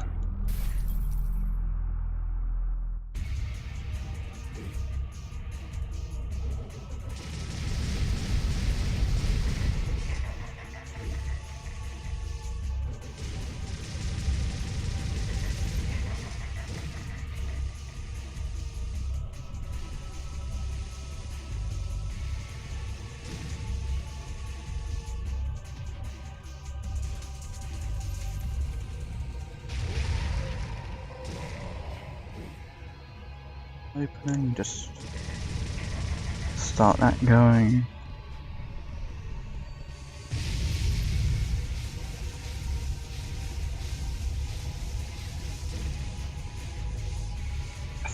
Somehow that dodged, even though I've done that about 1,000,000 times before and it didn't count.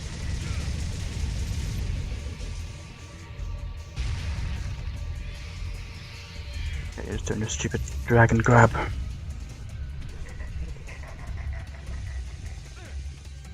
God, what is that beam attack? It's far too big.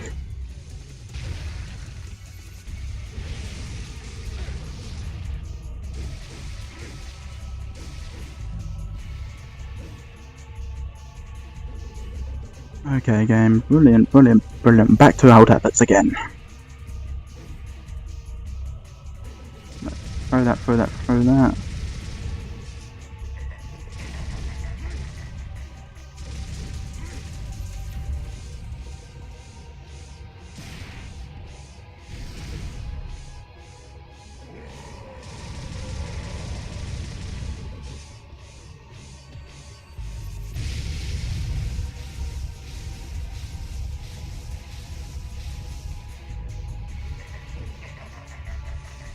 round trip here.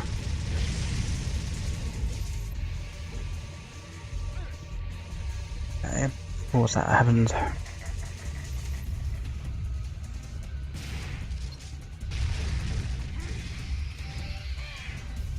Do it again. Is that how it's going to be?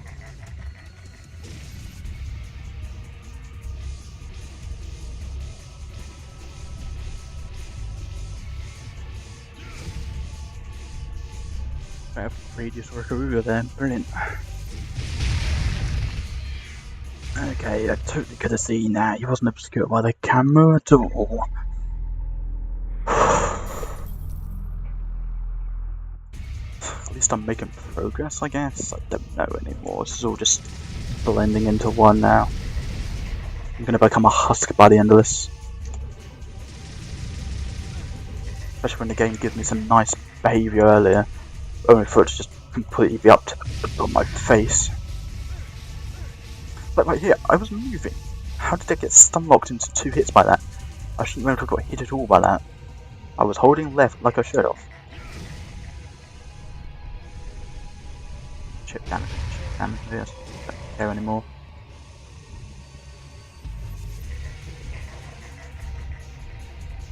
Oh my god, it's ridiculous.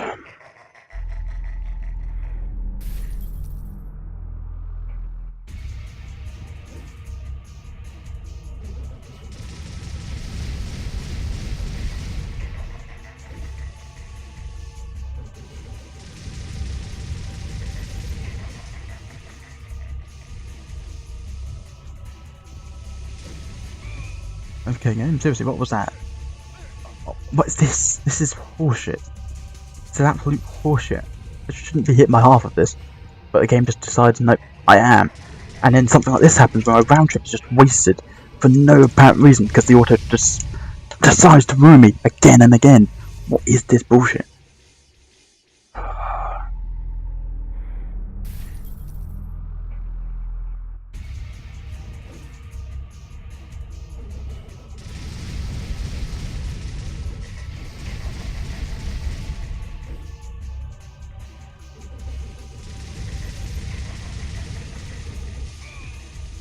Okay. I can't even see them, but okay.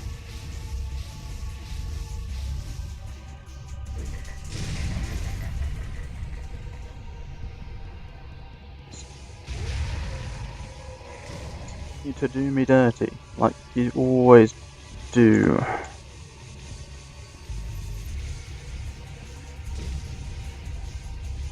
And if one boss fight is going to give me any problems, it's almost appropriate that it's the final boss.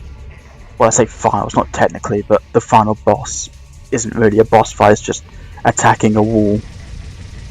So I don't even think that counts. Okay. What hit me there? What hit me there again? Why did I get hit twice from debris when there wasn't even any debris? Guaranteed some stupid thing from the HD collection failing again. Because the HD collection is just one giant failure.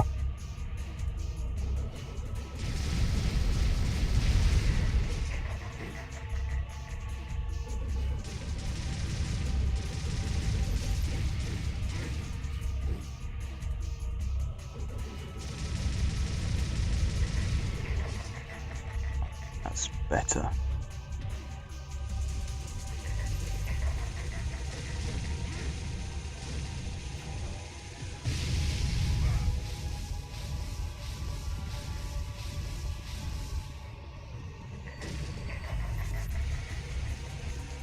What is this? What is this? The jumping is so crooked in this game, it's unbelievable.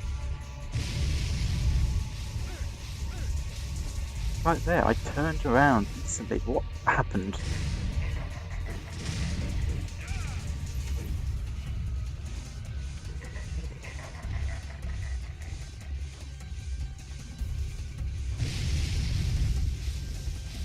Okay, just gonna keep on chucking these lower pillars at me, aren't you? Brilliant. Yeah, that's it, just ruin me again, yeah, thanks.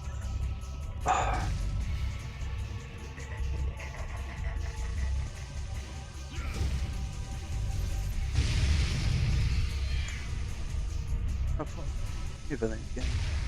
But apparently you just ate my second jump in there, so I didn't count. Oh! I want to go to bed, but I need to see this through. I don't want this to linger for another session. Because I want to be able to go home on Tuesday and not have to worry about streaming this game again.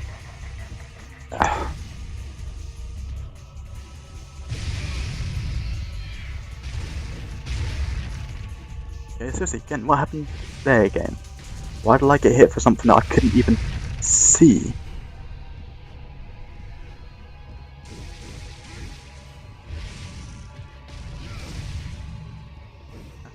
It's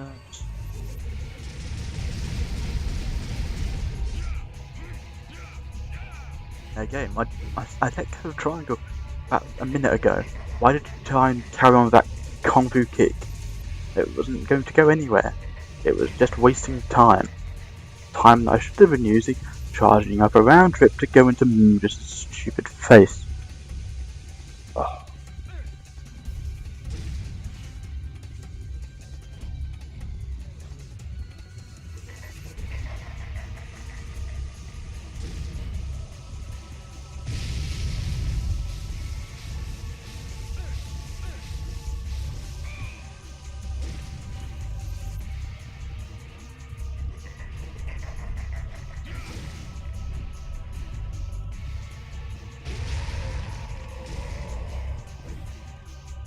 Summon another dragon.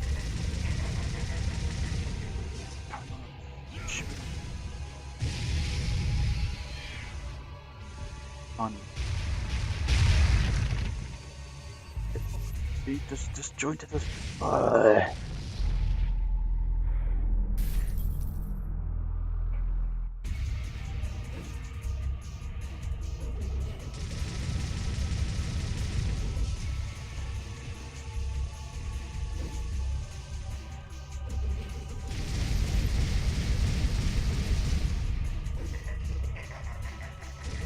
Again, what is this? What is this? I can't do anything about that. I wanted it to go towards me so I could kick the orbs, but apparently that's not how the game wants me to do it.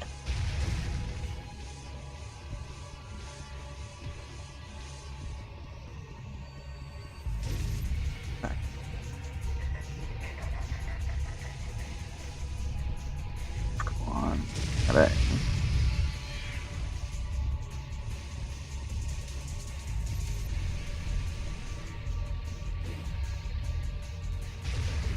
Round trip to your face.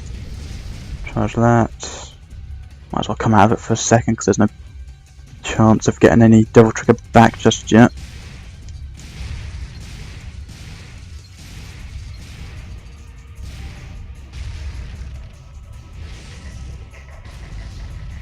Oh, there's the double trigger.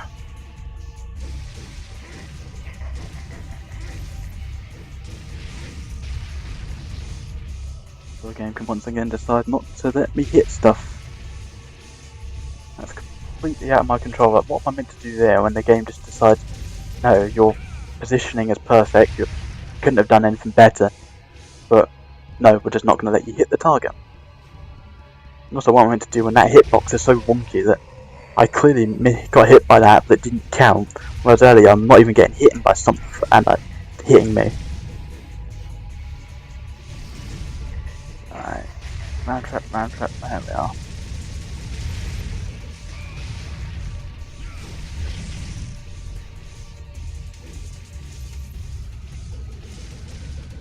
Dante, you weren't meant to do that.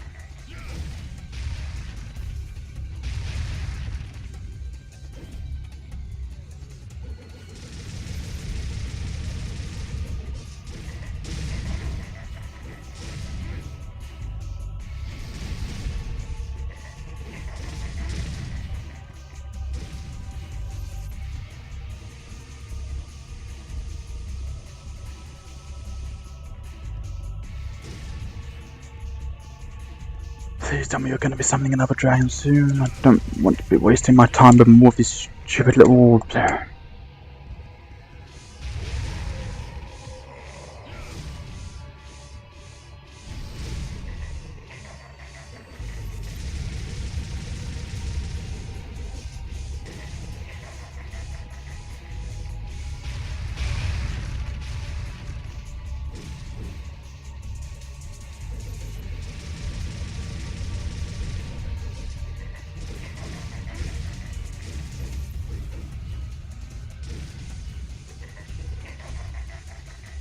Oh.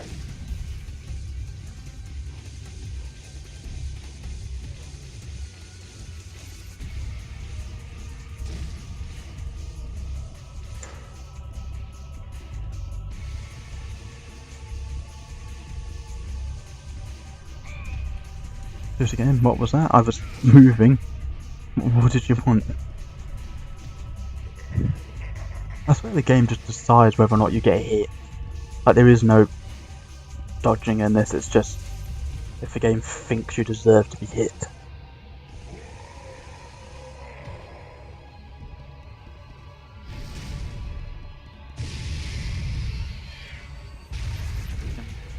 Is that?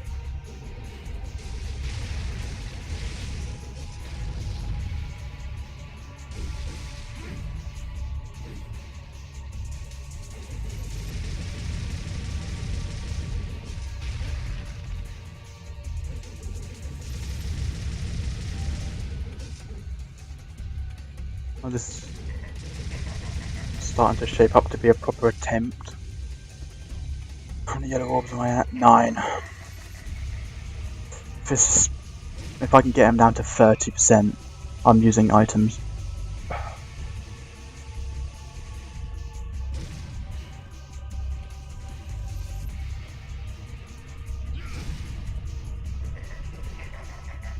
So that way I can top myself back up with a vital star, I can use an untouchable, and I can spam holy waters if that's not enough. Or once again, just that chain can happen, which is completely out of my control, and the game can just kill me. Because that's totally fair and balanced.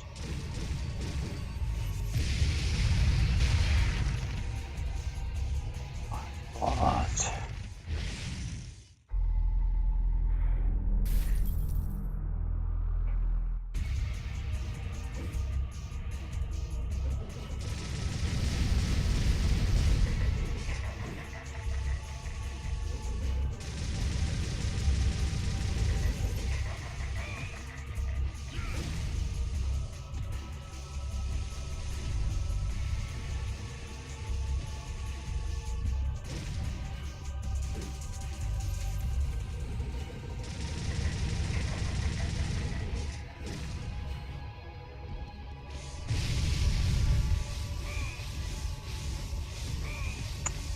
Yeah, brilliant game. Excellent way to punch me for doing something out of my control.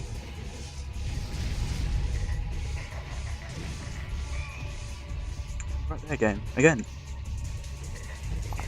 I did nothing.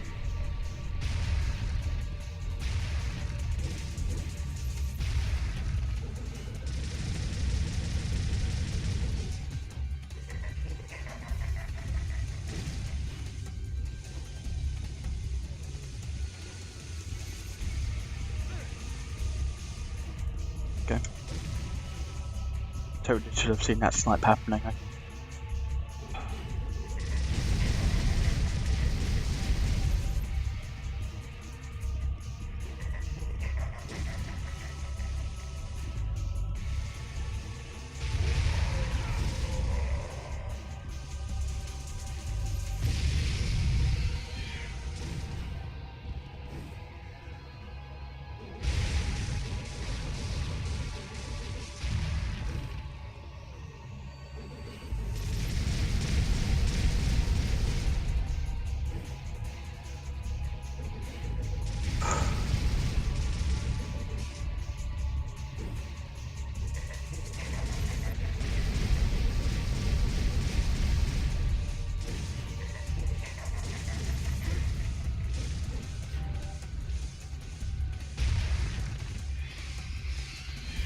That's that stupid dragon grab attack.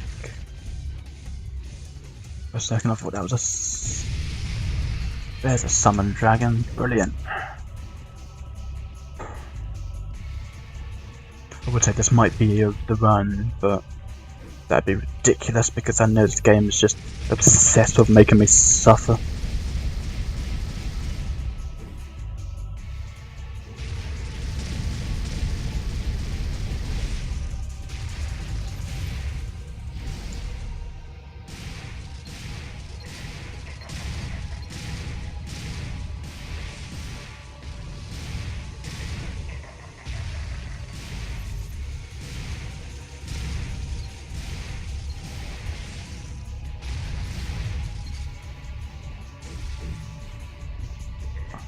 wanted.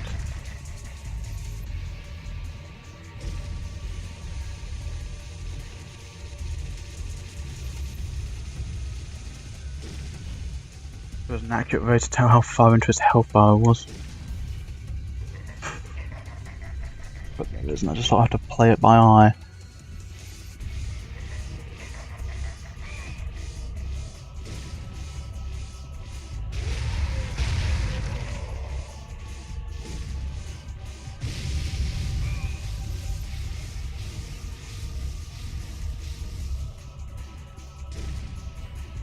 Alright, let's just...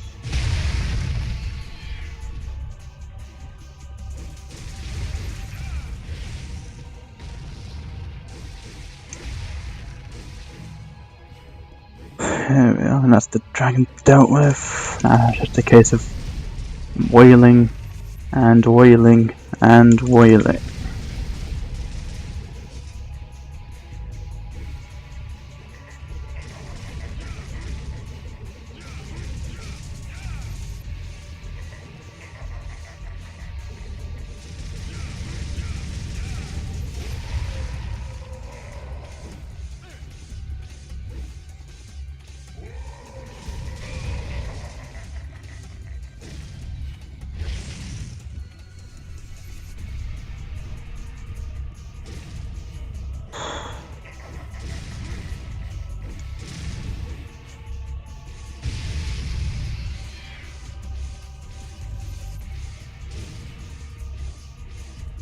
Can't risk this. Holy water, holy water, holy water. I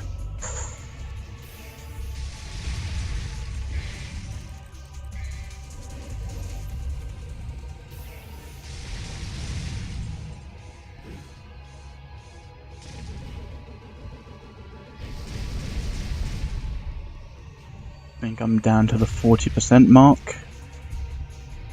About 49-ish.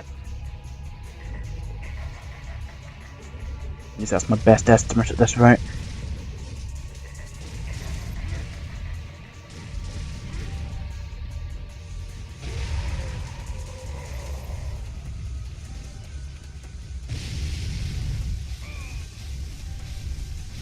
Seriously game, what the fuck was that? I couldn't even do anything there, he just stun locked me and just decided to take away my win.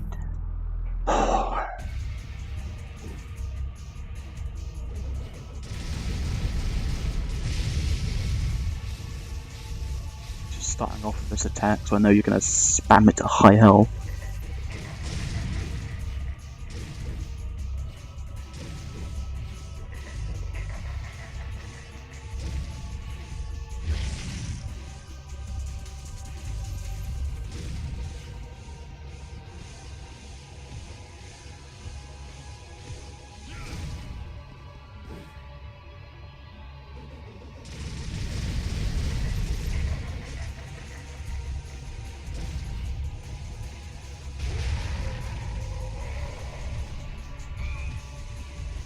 That's...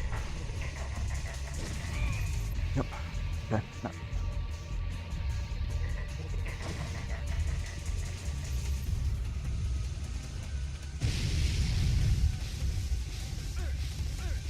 This again. No. I went round that lava pillar. Even try and pretend that I didn't game that as bullshit hit, and you know it.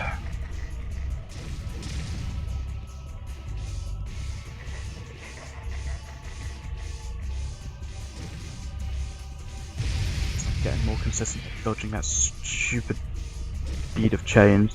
Chain of beads even. Beads of chains, Jesus.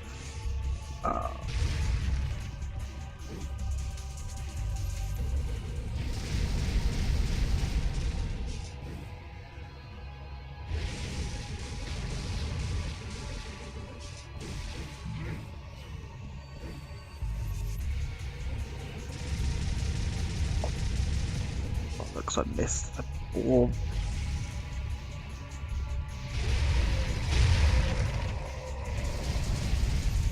Okay, what happened there? I deflected it, but somehow sort of damage, or what? Unless you're telling me that because the barrier broke it, that damaged you. That's ridiculous if it was.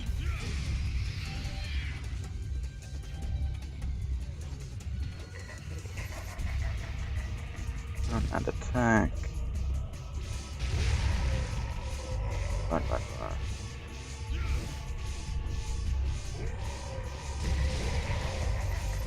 Okay, why couldn't the game be more generous like that before? Why is it now just suddenly giving me the pity treatment? Oh, because it's about to do it again and just cost me the run. Excellent.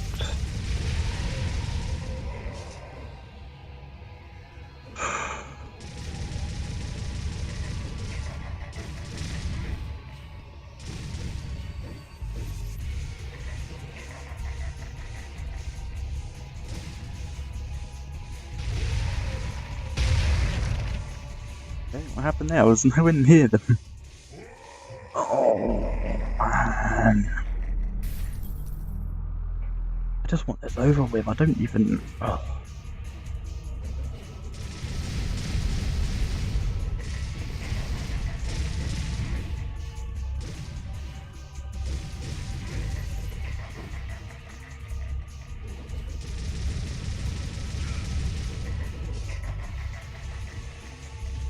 There we are.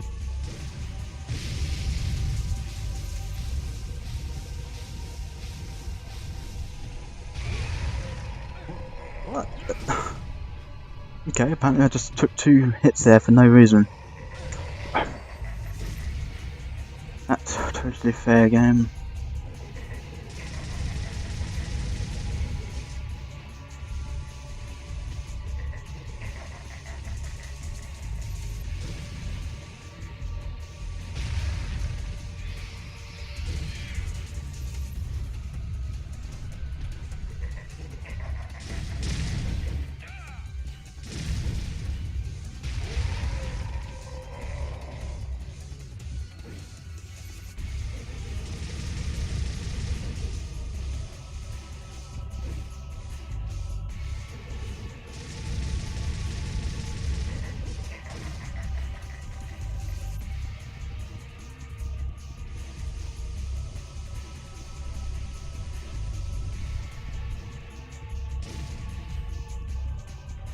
Summoning a dragon soon. I need a dragon.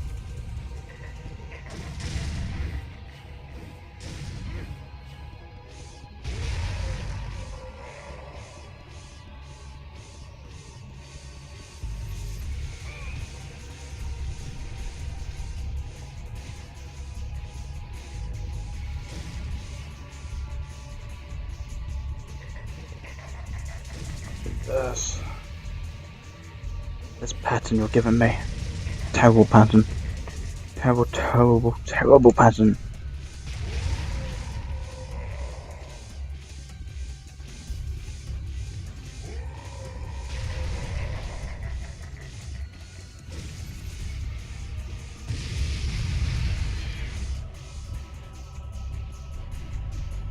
Finally.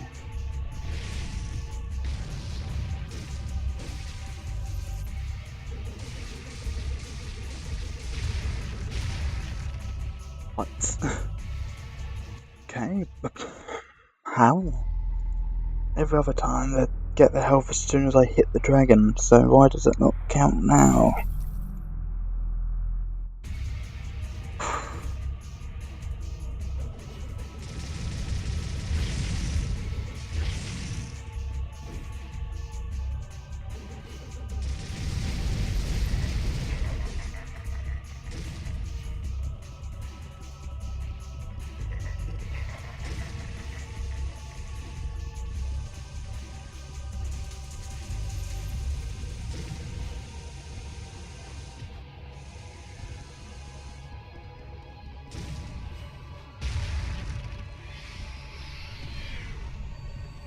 Dragon grab.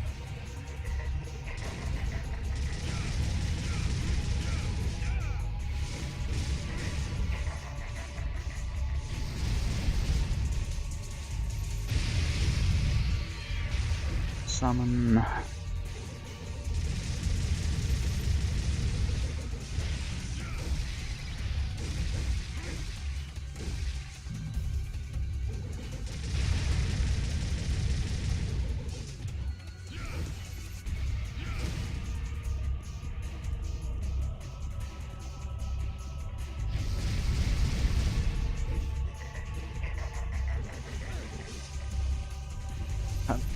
Okay, that makes sense.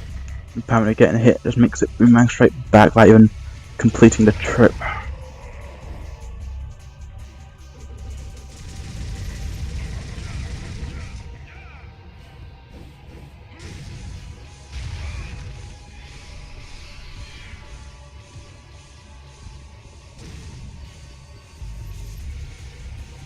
Keep moving.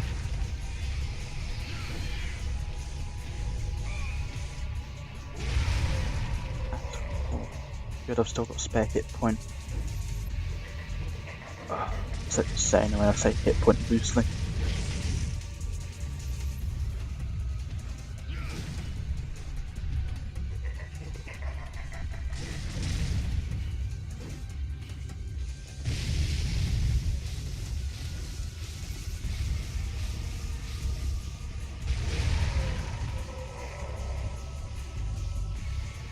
Run, hit that.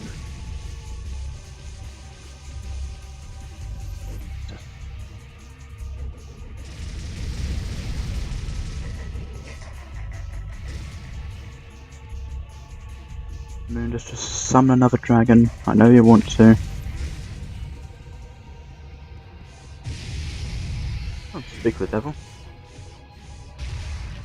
Oh no, stupid beam balls. Let's see, is there any need to do it? DMC. Oops.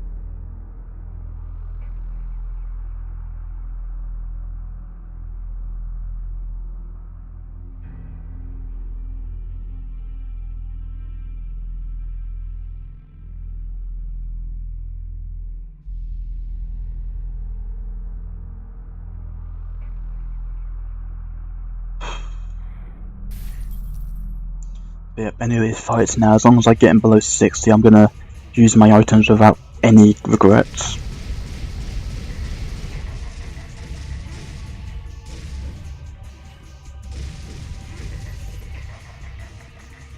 This is just wearing far too thin. I want out. I want out so bad.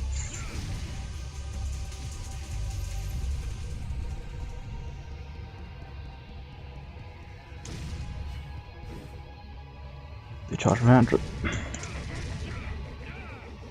Or not. No, seriously again, what was that? I stopped as well for it to fully retreat back, and I hit it as soon as it comes in. So why do you just decide out of nowhere to just not?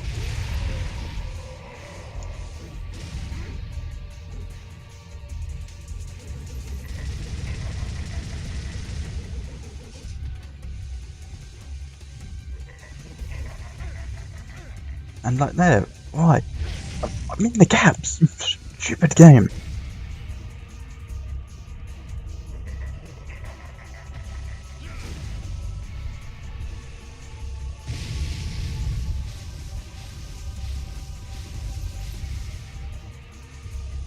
Okay, apparently the layering on that is fucked, and the energy blast goes behind that orb, so you can't see it. That's perfect game, that is perfect design.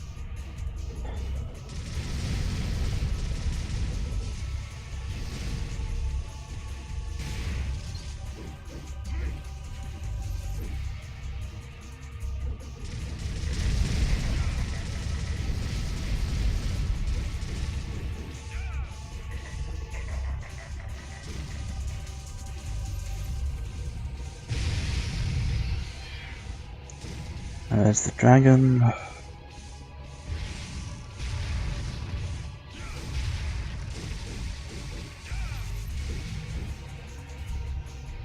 want to kill it so soon, but I kind of have to.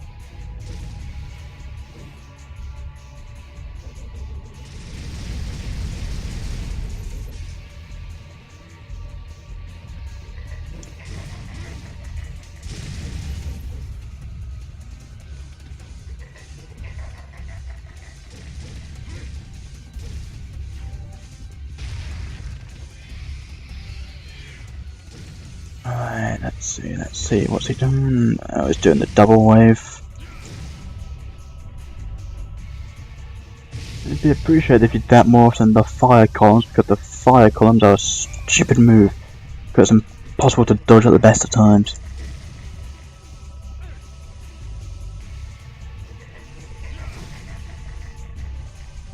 There's only a glitch to just exploit this fight. I wouldn't care anymore, I just wouldn't care. I just want this over with. I want it over with now.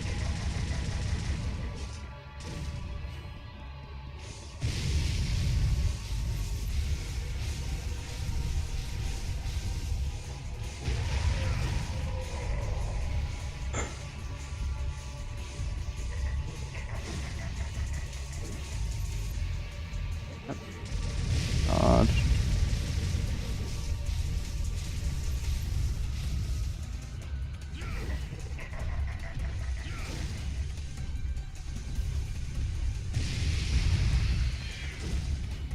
Another dragon.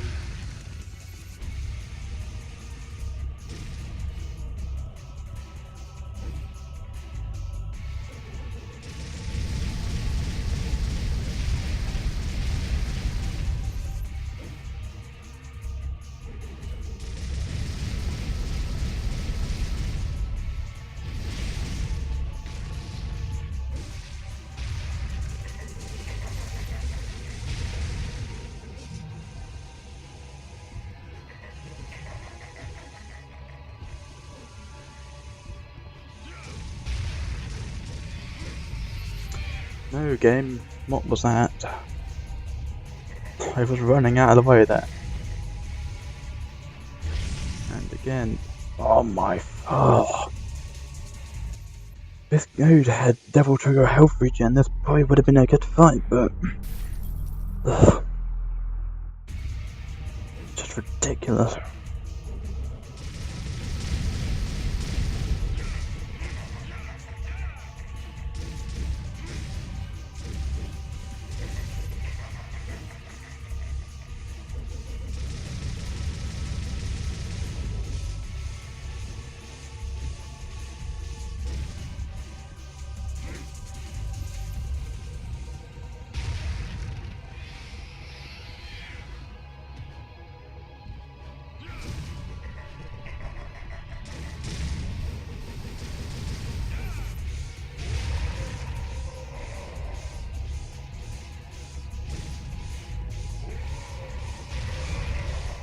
Okay, what happened there? I was never in range of anything there. Make or break, unless. That'll work.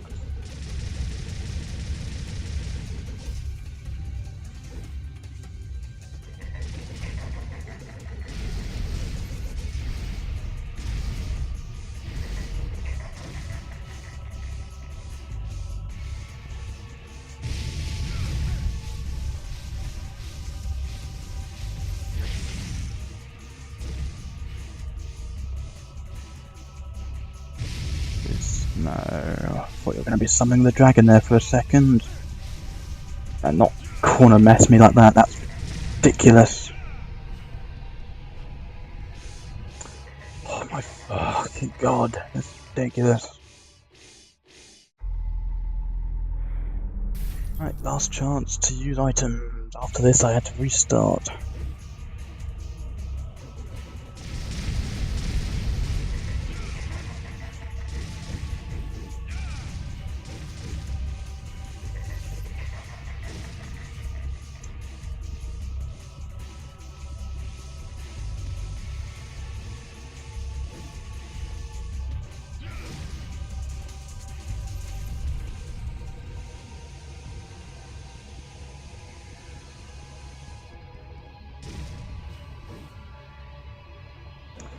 Another round trip.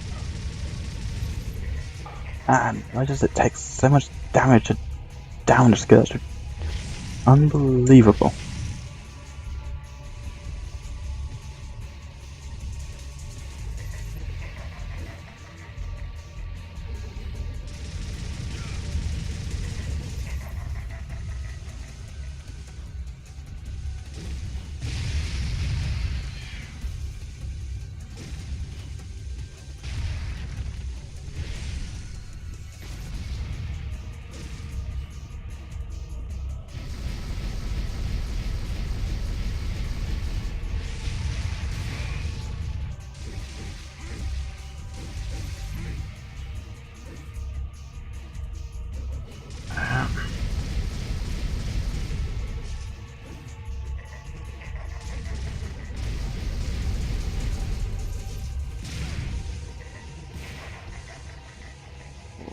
Of course. Of course. That's it, game. Just stun lock me 4 times, Ed.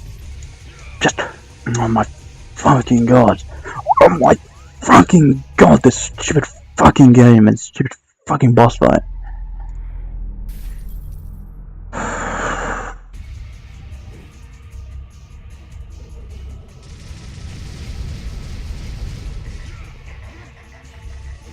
Games. Don't do my fucking round trip when I ask you to, and the sword is in, and it's. Oh my god.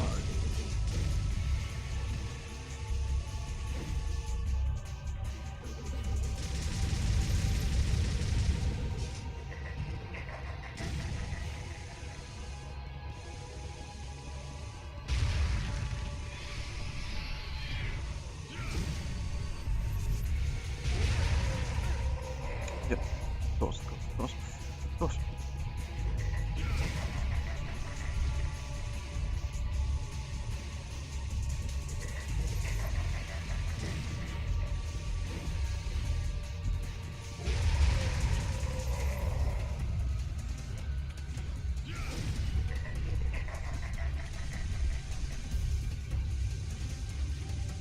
What even hit me there, game? What even fucking hit me there? Oh my god.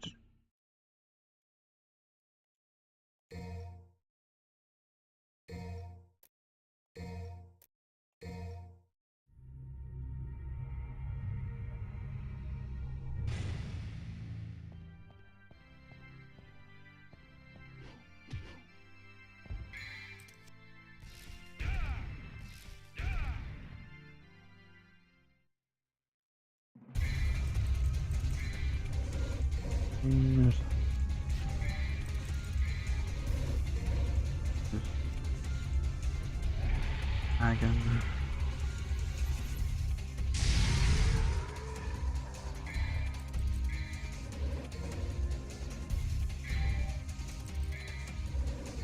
Yes. Dragon.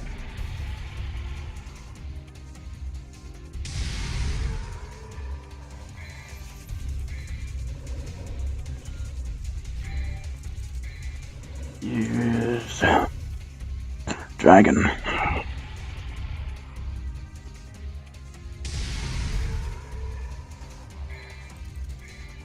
Yes. Yes. Dragon.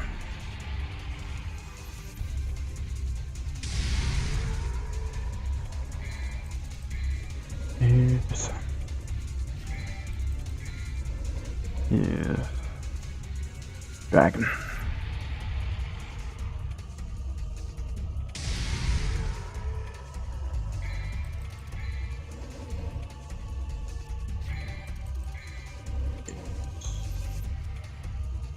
Dragon.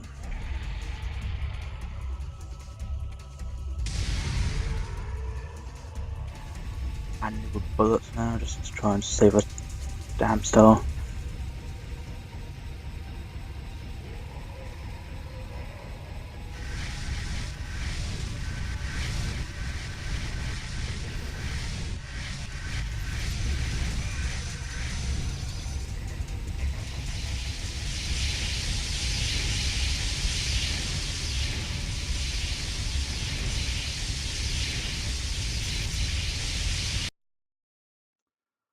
Windows update, seriously? No. Back to game.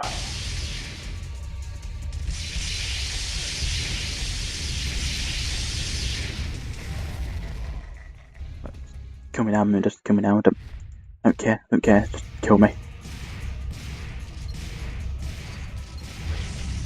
There we are. Alright. Back to the fight proper. Fuck me. Yeah.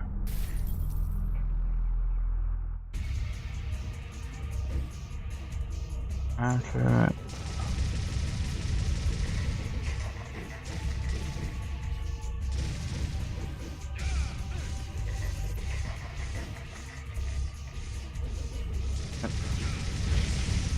Attack. Attack. Flame pillar is just what I always wanted.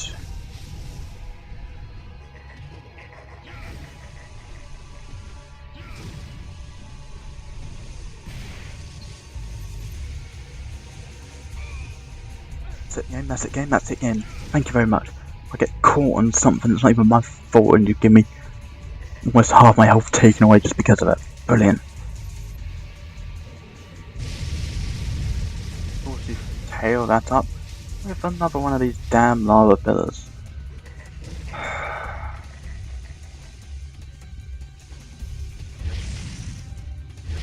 It's over that. I was clearly over that graphic. What the fuck?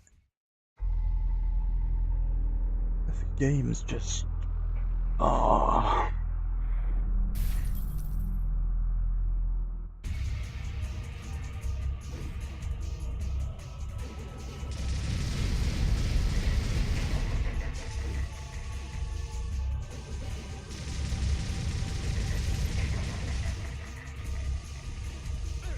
I'm about to stub my toe on that laser bolt.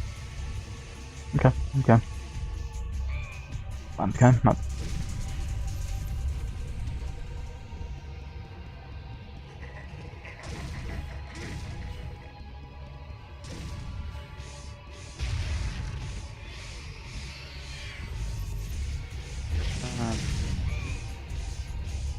What?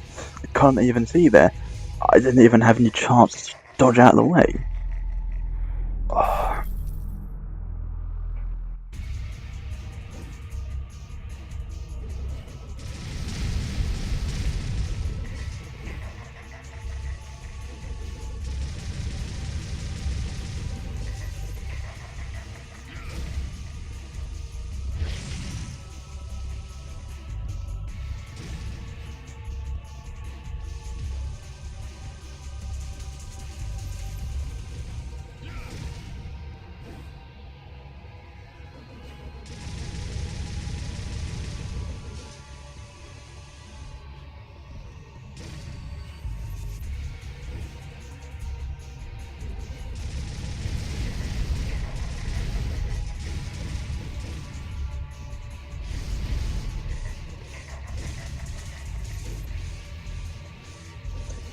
Take it, man.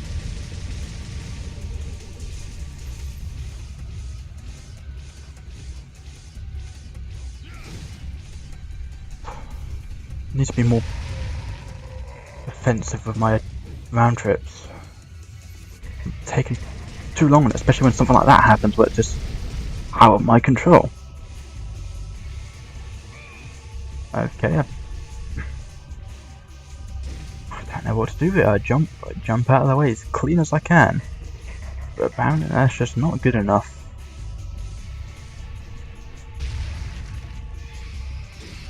I don't know what to do though because this game's camera is not good enough.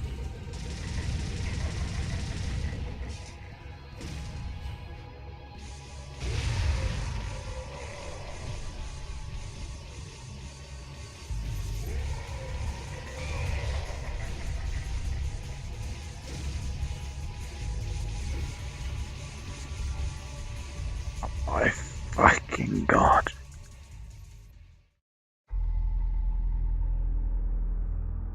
Too bad not be as bad as this for its final boss, because I swear to god that final boss is ridiculous.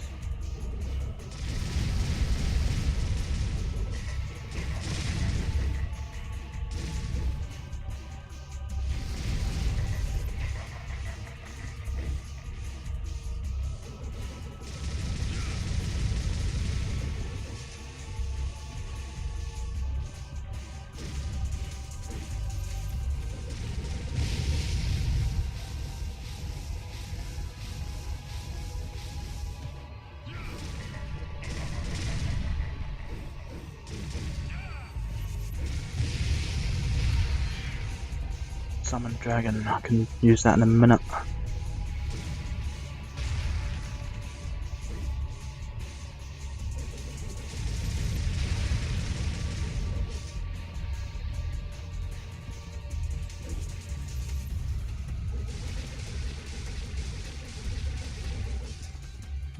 Now then, go again.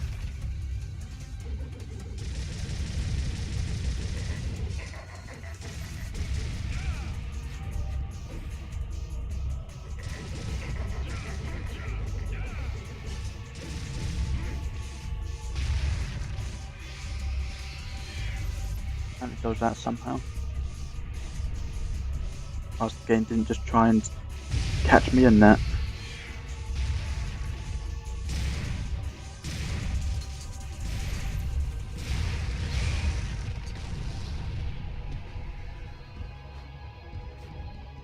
Yeah.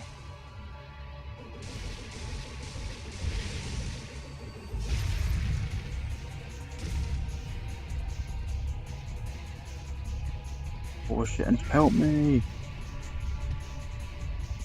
No, he's about to summon the orb back. Just need to reach it in time.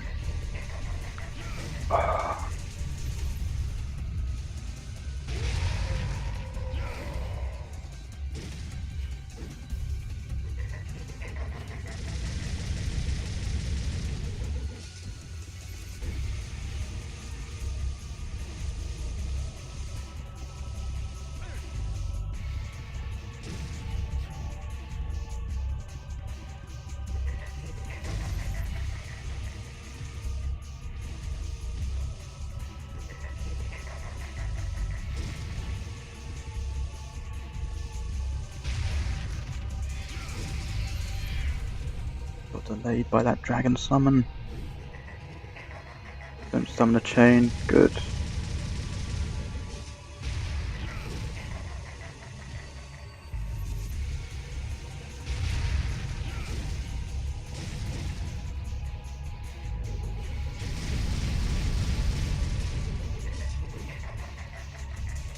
And again.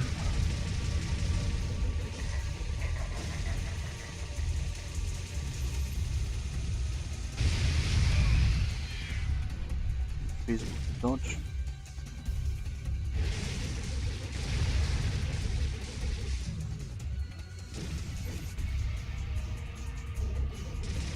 And out. Come on. Oh.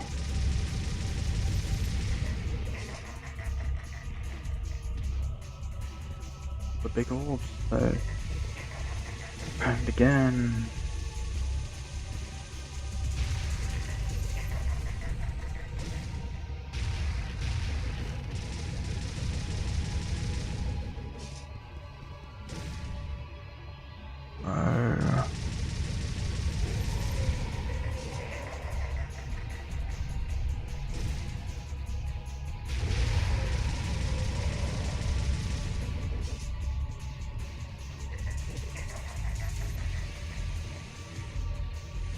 Getting such good pattern behaviour this time.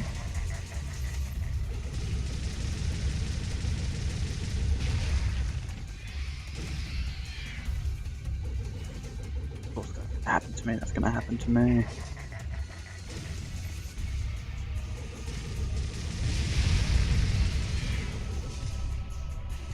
Hope for me yet. Hope for me yet. Just gotta keep on trucking, keep on trucking.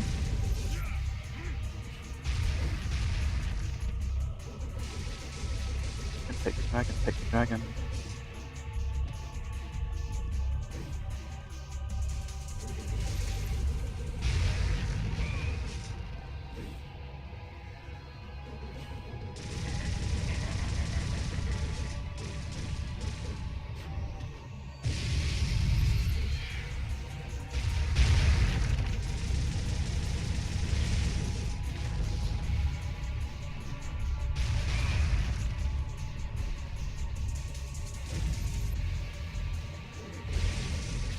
Yep. Oh, that's been dealt with. Oh, I've got my health back. And now I can carry on with the offensive.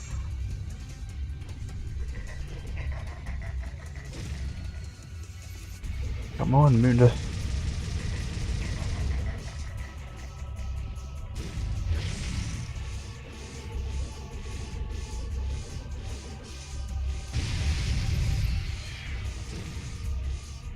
Take the dragon off, take the dragon out, take the dragon out.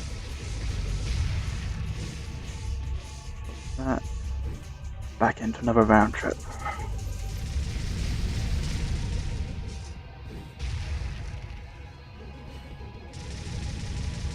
Take my next round. There it is.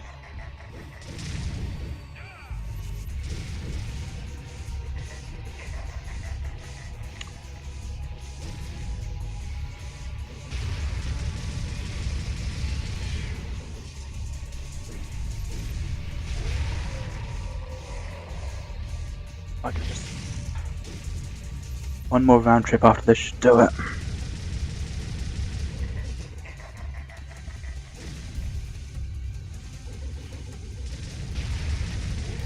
Ow. Can't believe it, I beat him without any items. He's untouchable.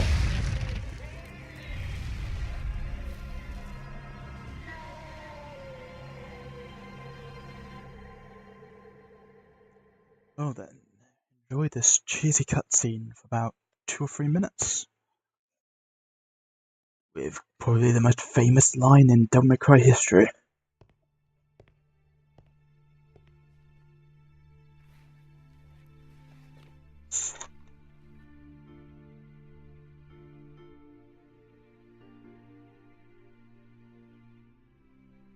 My mother risked her life for me, and now you too.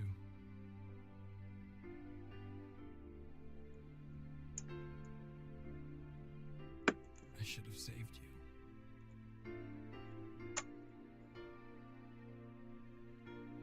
I should have been the one to fill your dark soul with light.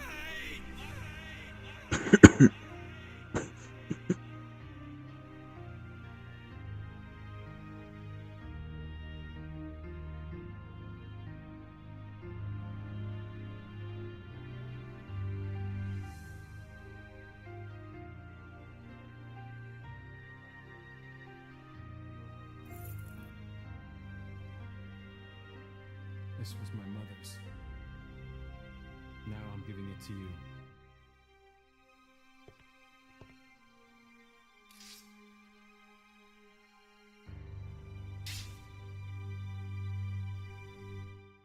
My father's also here now. Rest in peace.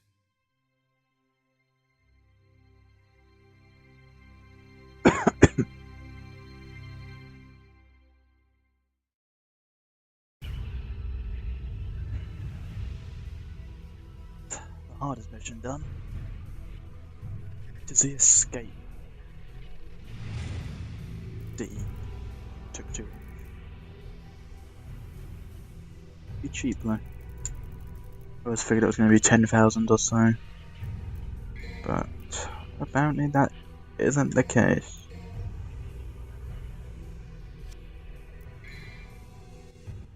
Right, yeah, 23. Mother's Guide.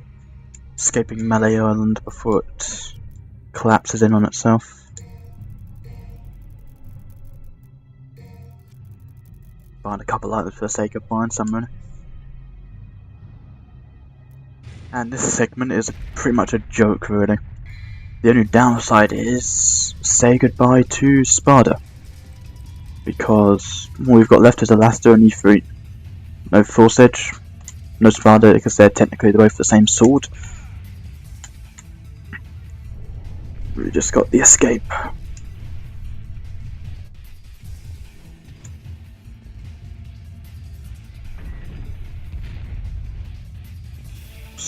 So again, just you're on a time limit here, so just kick them to death. However you see fit. I'm more of a supercharged kick 13 kind of guy. I know a lot of you people out there are Inferno kind of guys. No bodies. Alastair with the shotgun. That is the way to do it, really. Also, is it just me or does this electric guitar piece sound like X6? Right there, that little squealing electric guitar reminds me of the start of the Mega Man X6 boss theme. That starts off with that, and then it gets into this like really cool electric acoustic sort of hybrid thing with traditional like electro stuff going on, but as you can hear like little drums in the background. It's quite a cool combo piece really. Not quite as good as X5s or X3s, but still one of the better X-Boss themes. Yeah, just wait for the nobodies to die. Let's go grab these red orbs while they wait.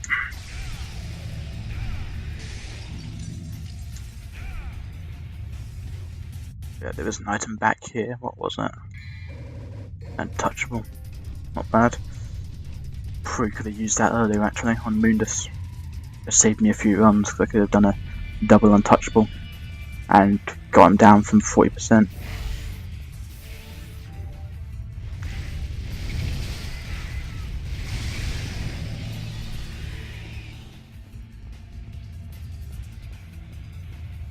Is that doorway open? There wasn't a lock on it to begin with, I don't think. It's the portal.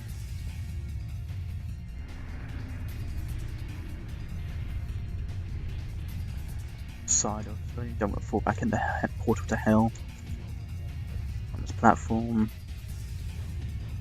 you can double jump up onto the thing to save some seconds. Now you're back in the castle proper. Go out this side door, and if you remember in the start of the game, there was a certain room with a biplane in it, and that is precisely where we're going to head. Presuming this place isn't locked. It is. Excellent. Want the handguns back.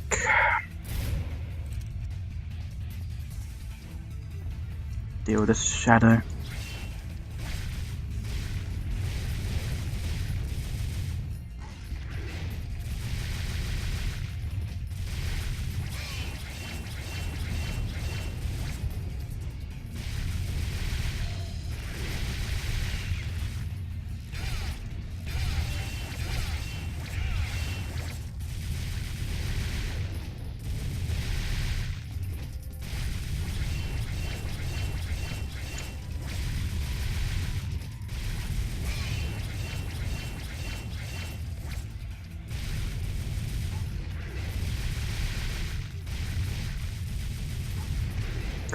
Ah, damn it. Thought I dodged all that shadow, but maybe I didn't. Oh well, the hardest part of the game is completely done with. Just preemptively get the handgun out.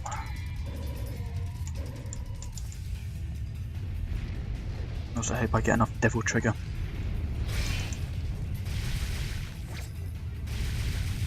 If he does that pike again, that would be really nice.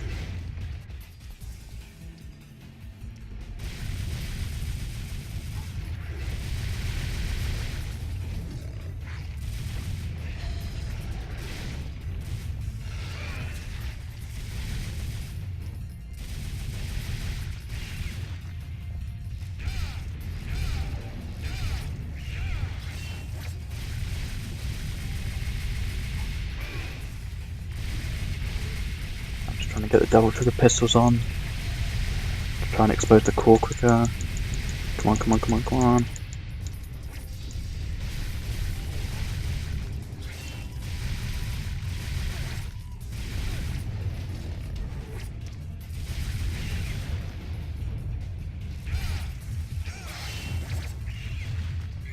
I don't want to waste it, risk this chance.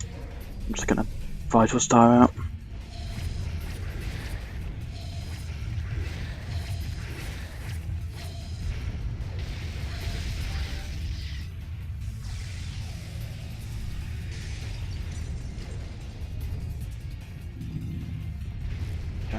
Back towards the biplane.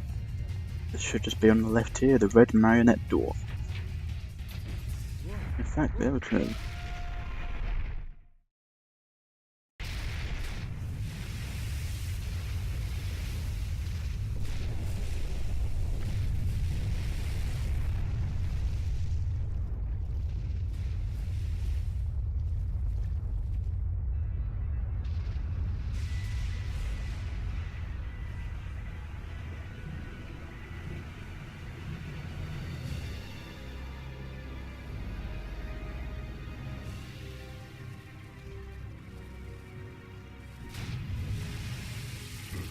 has been opened. Dante, you are not getting away. This is where you will die. I'm not going anywhere. Besides, there's no place to go. Look around. This'll be your burial ground as well. Anyway, this is technically the final fight of the game. Nothing special really, he's just a lump. And you just got a wail on him, and a wail on him, and a wail on him. I quite like Vortex really, it's just you stay in the air, you avoid most of his attacks, and you get really good damage off. And one thing I do like is you really do smash away his facade. Like, because this statuey look he had in the fights and that is clearly fake, not counting the statue he actually possessed in the cutscenes before. But you know, that's clearly just an appearance he has to front it all. The true Mundus is this mound of eyeballs and flesh and hands.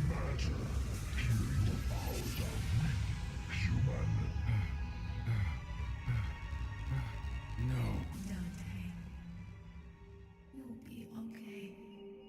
You can do it. What? Mother.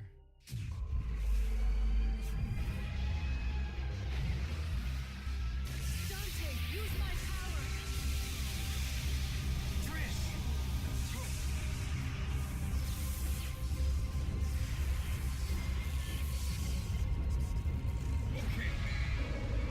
Here we are, the final part of this fight. Building up a Devil Trigger gauge to use on Mundus himself.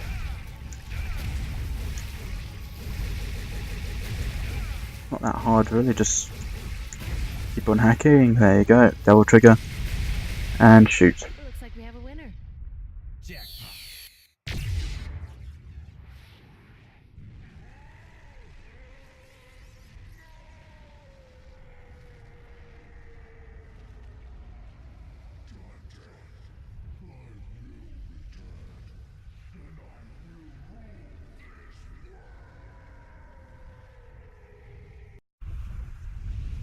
Goodbye. And when you do come back, give my regards to my son, will ya?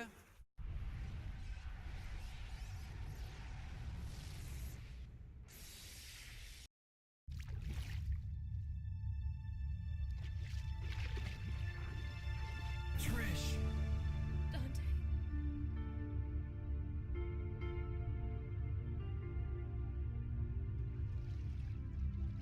Dante. Trish. Devils never cry. These tears. Tears are a gift only humans have.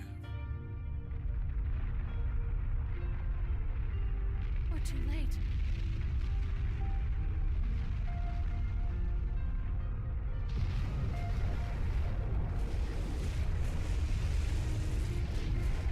No, Trish. It's never too late.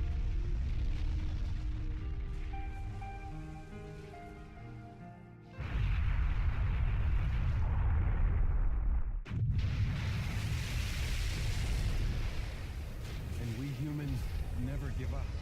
Are you ready? Yes!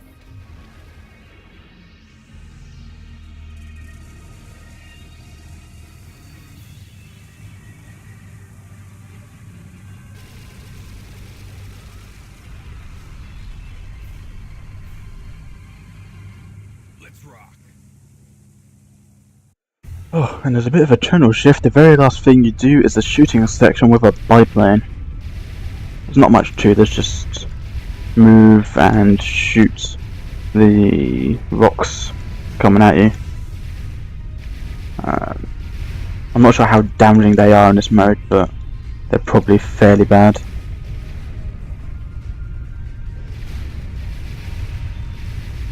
Again, it's just you tap X to do like a 10 bullet burst, so just time it when you see stuff and you'll make it out A-OK. But that is the last bit of gameplay for Dante Must Die mode. And oh,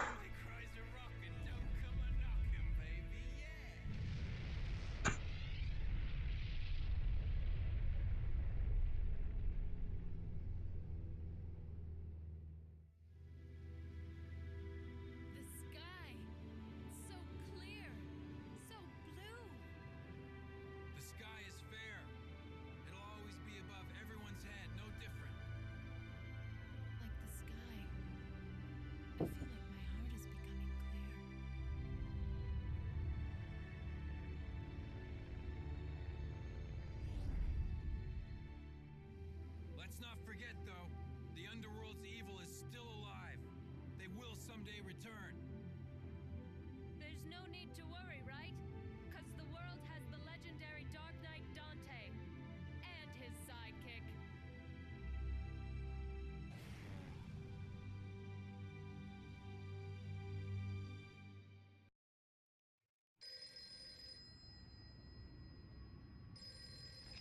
Devil never cry.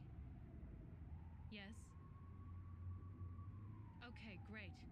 Where's the place? We'll be right there. This one has the password. Sounds heavy. Okay, let's get it over with in 10 minutes. Can't let a single one of those suckers live. 5 minutes. More than enough.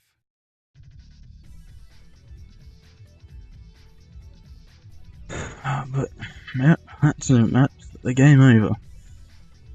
Still a good game, honestly. I still think it's better than quite a lot of the games out there nowadays that use this style.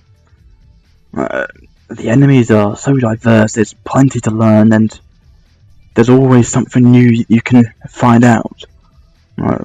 Like this round, I didn't know about how useful round trip was. And that really taught me in this run against Mundus. Neo Angelo is still teaching me new tricks about how to treat them.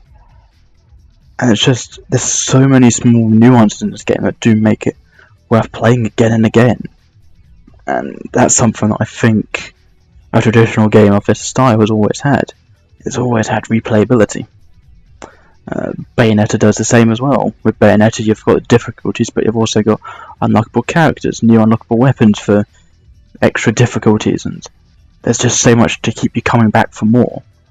And that's something that the likes of DMC and God of War have never quite captured.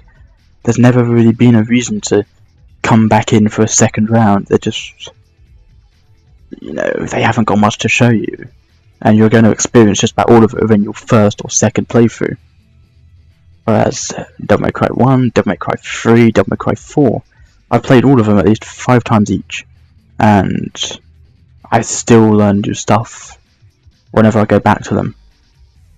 And I think that's something very important to these types of games, and why I'm hoping that Devil May Cry 5 is a reality, and that if they do make it, it comes back to classic Devil May Cry action. It doesn't try and make some strange hybrid of Devil May Cry 4 and DMC, because 4 was a really good gameplay. It's probably my favourite rendition of Dante, just because of how, whilst he only has 3 weapons to his name on each category, guns and swords, it doesn't really matter, because everything else just works so well. Like, the style system in that has just been improved so much, because in 3 it's just, when you're a divinity statue you can change your style, and they all do brilliant jobs in DMC3, even though I pretty much exclusively play Trickster in that game. But in Devil May Cry 4 you can swap between them all the time, and it really does make something special. Even though there are a few down points there, such as no aerial combos with Dante unless you use the swordsman stance, because if you don't, then you just do a simple high time downward slash like in Devil May Cry 1, and it's still a good idea, but there was just something really enticing about bringing some battles into the air with swords instead of just your standard sort of high time, juggle, jump up, do a couple slashes or so, and then go back down, because you can do like jump cancel slashes, like jump, you do a helm break, but as soon as you hit it you can jump out of it and then do it again and again and again, and it's one of those things that's really impressively timed, and watching real professionals at these games is amazing. You see some amazing combos pulled off, but that's not always the case. Anyway, that's me. Hey, Combustible, the final achievement for Devil May Cry 1 on Steam. The only ones left now are 2 and 3. Not looking forward to 2 though. I'm really not. I had indifferent reactions to it when I was young. I enjoyed some stuff about it, like I enjoyed a couple of the bosses. Namely the boss in the building, I think his name is Nephestus. I really love the design of him, just like this giant being crashing out of a building. And it just, yeah, it really worked. But then you've got, what was it? Got stuff like Oren Gero and all that. It's just so bland and forgettable that it's not even worth mentioning. Meanwhile, the final boss of that, all 10 phases of it, is really interesting. I forget what it's called. Is it Argo Sax the Chaos? His set up like a giant blob, and it's like on the blob there's like 8 sides to it, and each side is a piece of a boss you've already fought. As well as Griffin. Griffin's brought back for that fight, which is a very interesting little tidbit, because Phantom shows up in 2 as well as a separate little encounter. But the other thing that happens is, just saving that as a screenshot. You know, you've got all that, and then it just amps up really much. Yeah, really well. Anyway, I've got new Dante, Super Dante even. Might as well just see what he's like. I'll save in the new file.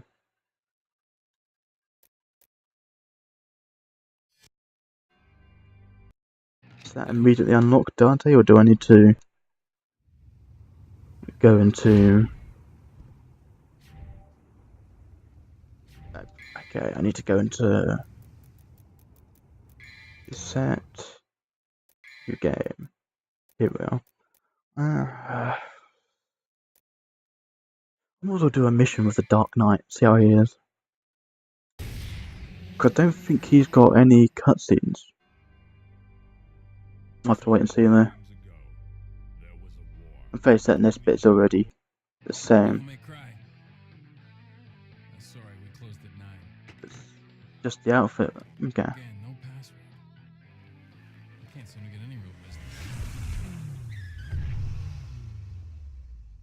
Whoa, slow down, babe. Well, what do we have here? It's gonna be the same cutscenes, isn't I? I figured it was gonna be no cutscenes. I might as well see what swords he has. He might have different weapons.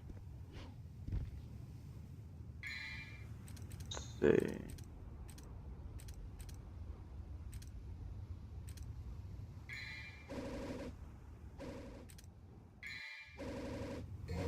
Okay, so you got Force Edge.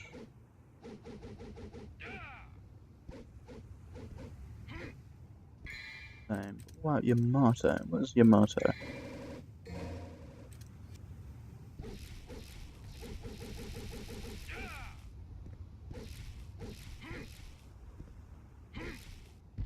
Is it just an Elasta?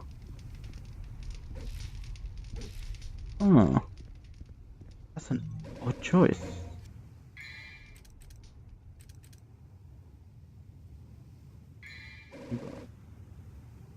You as well. Hey, Red Grove, that's the exact same.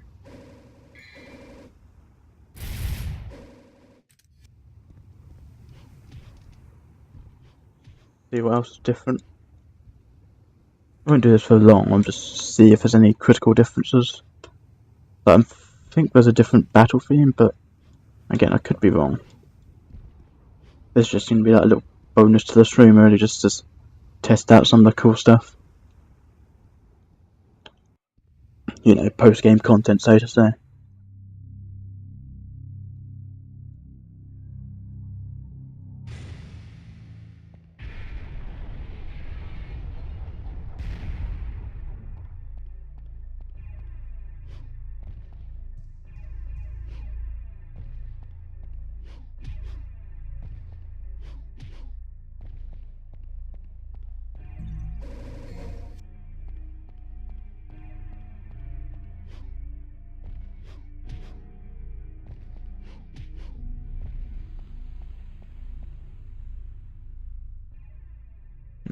really don't like this outfit, it just looks terrible.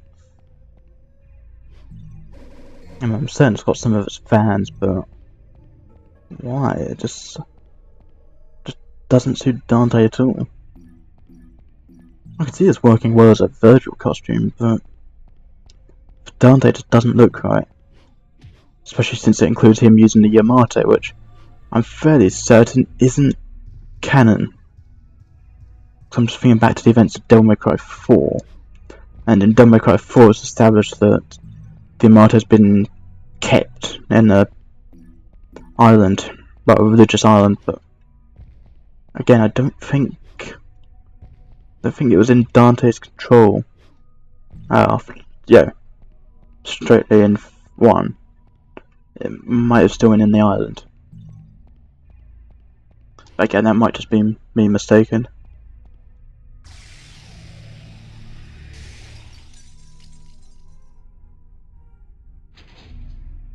Actually, wait a sec. Is there any special skills for Yamato?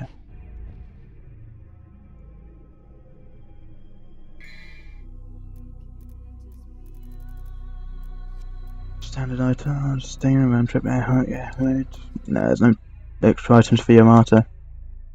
So it must just be a Alaster reskin. I mean, I could be wrong on that, I'll look into it in a second, but again, for the time being, I'm not seeing anything special about Legendary Dark Knight.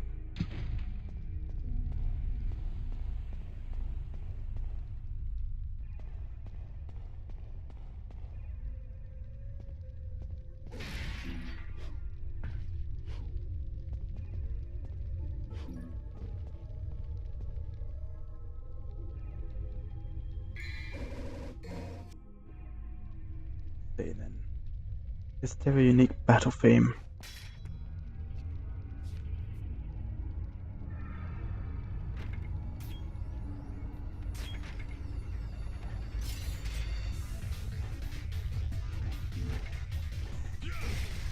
Just in battle theme.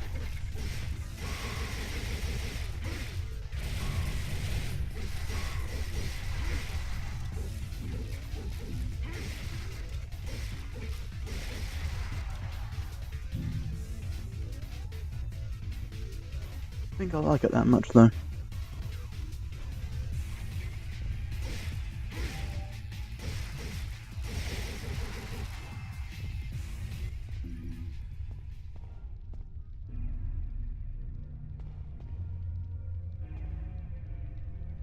Yeah, no I don't.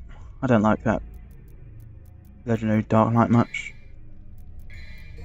Let's just check one last bit, then I'll check online, see if there's any specialty about Yamato and DMC1.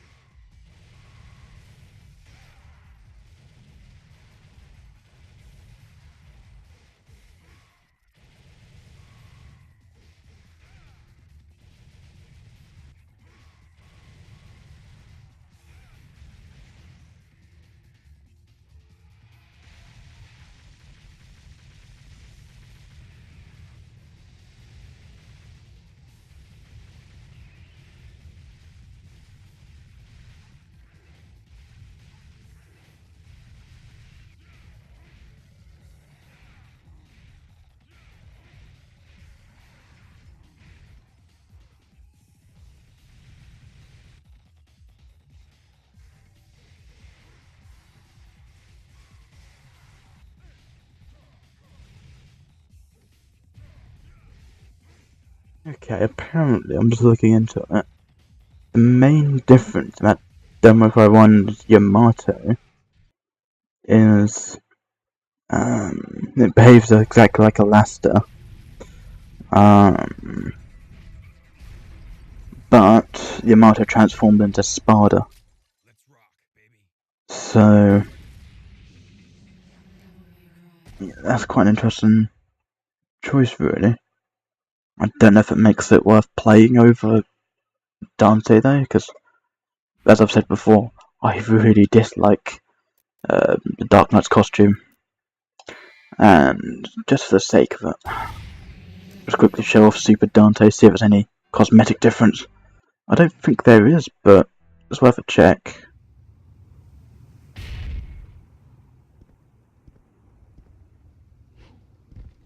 No, there's no cosmetic difference. The sheer difference between Dante and Super Dante is just that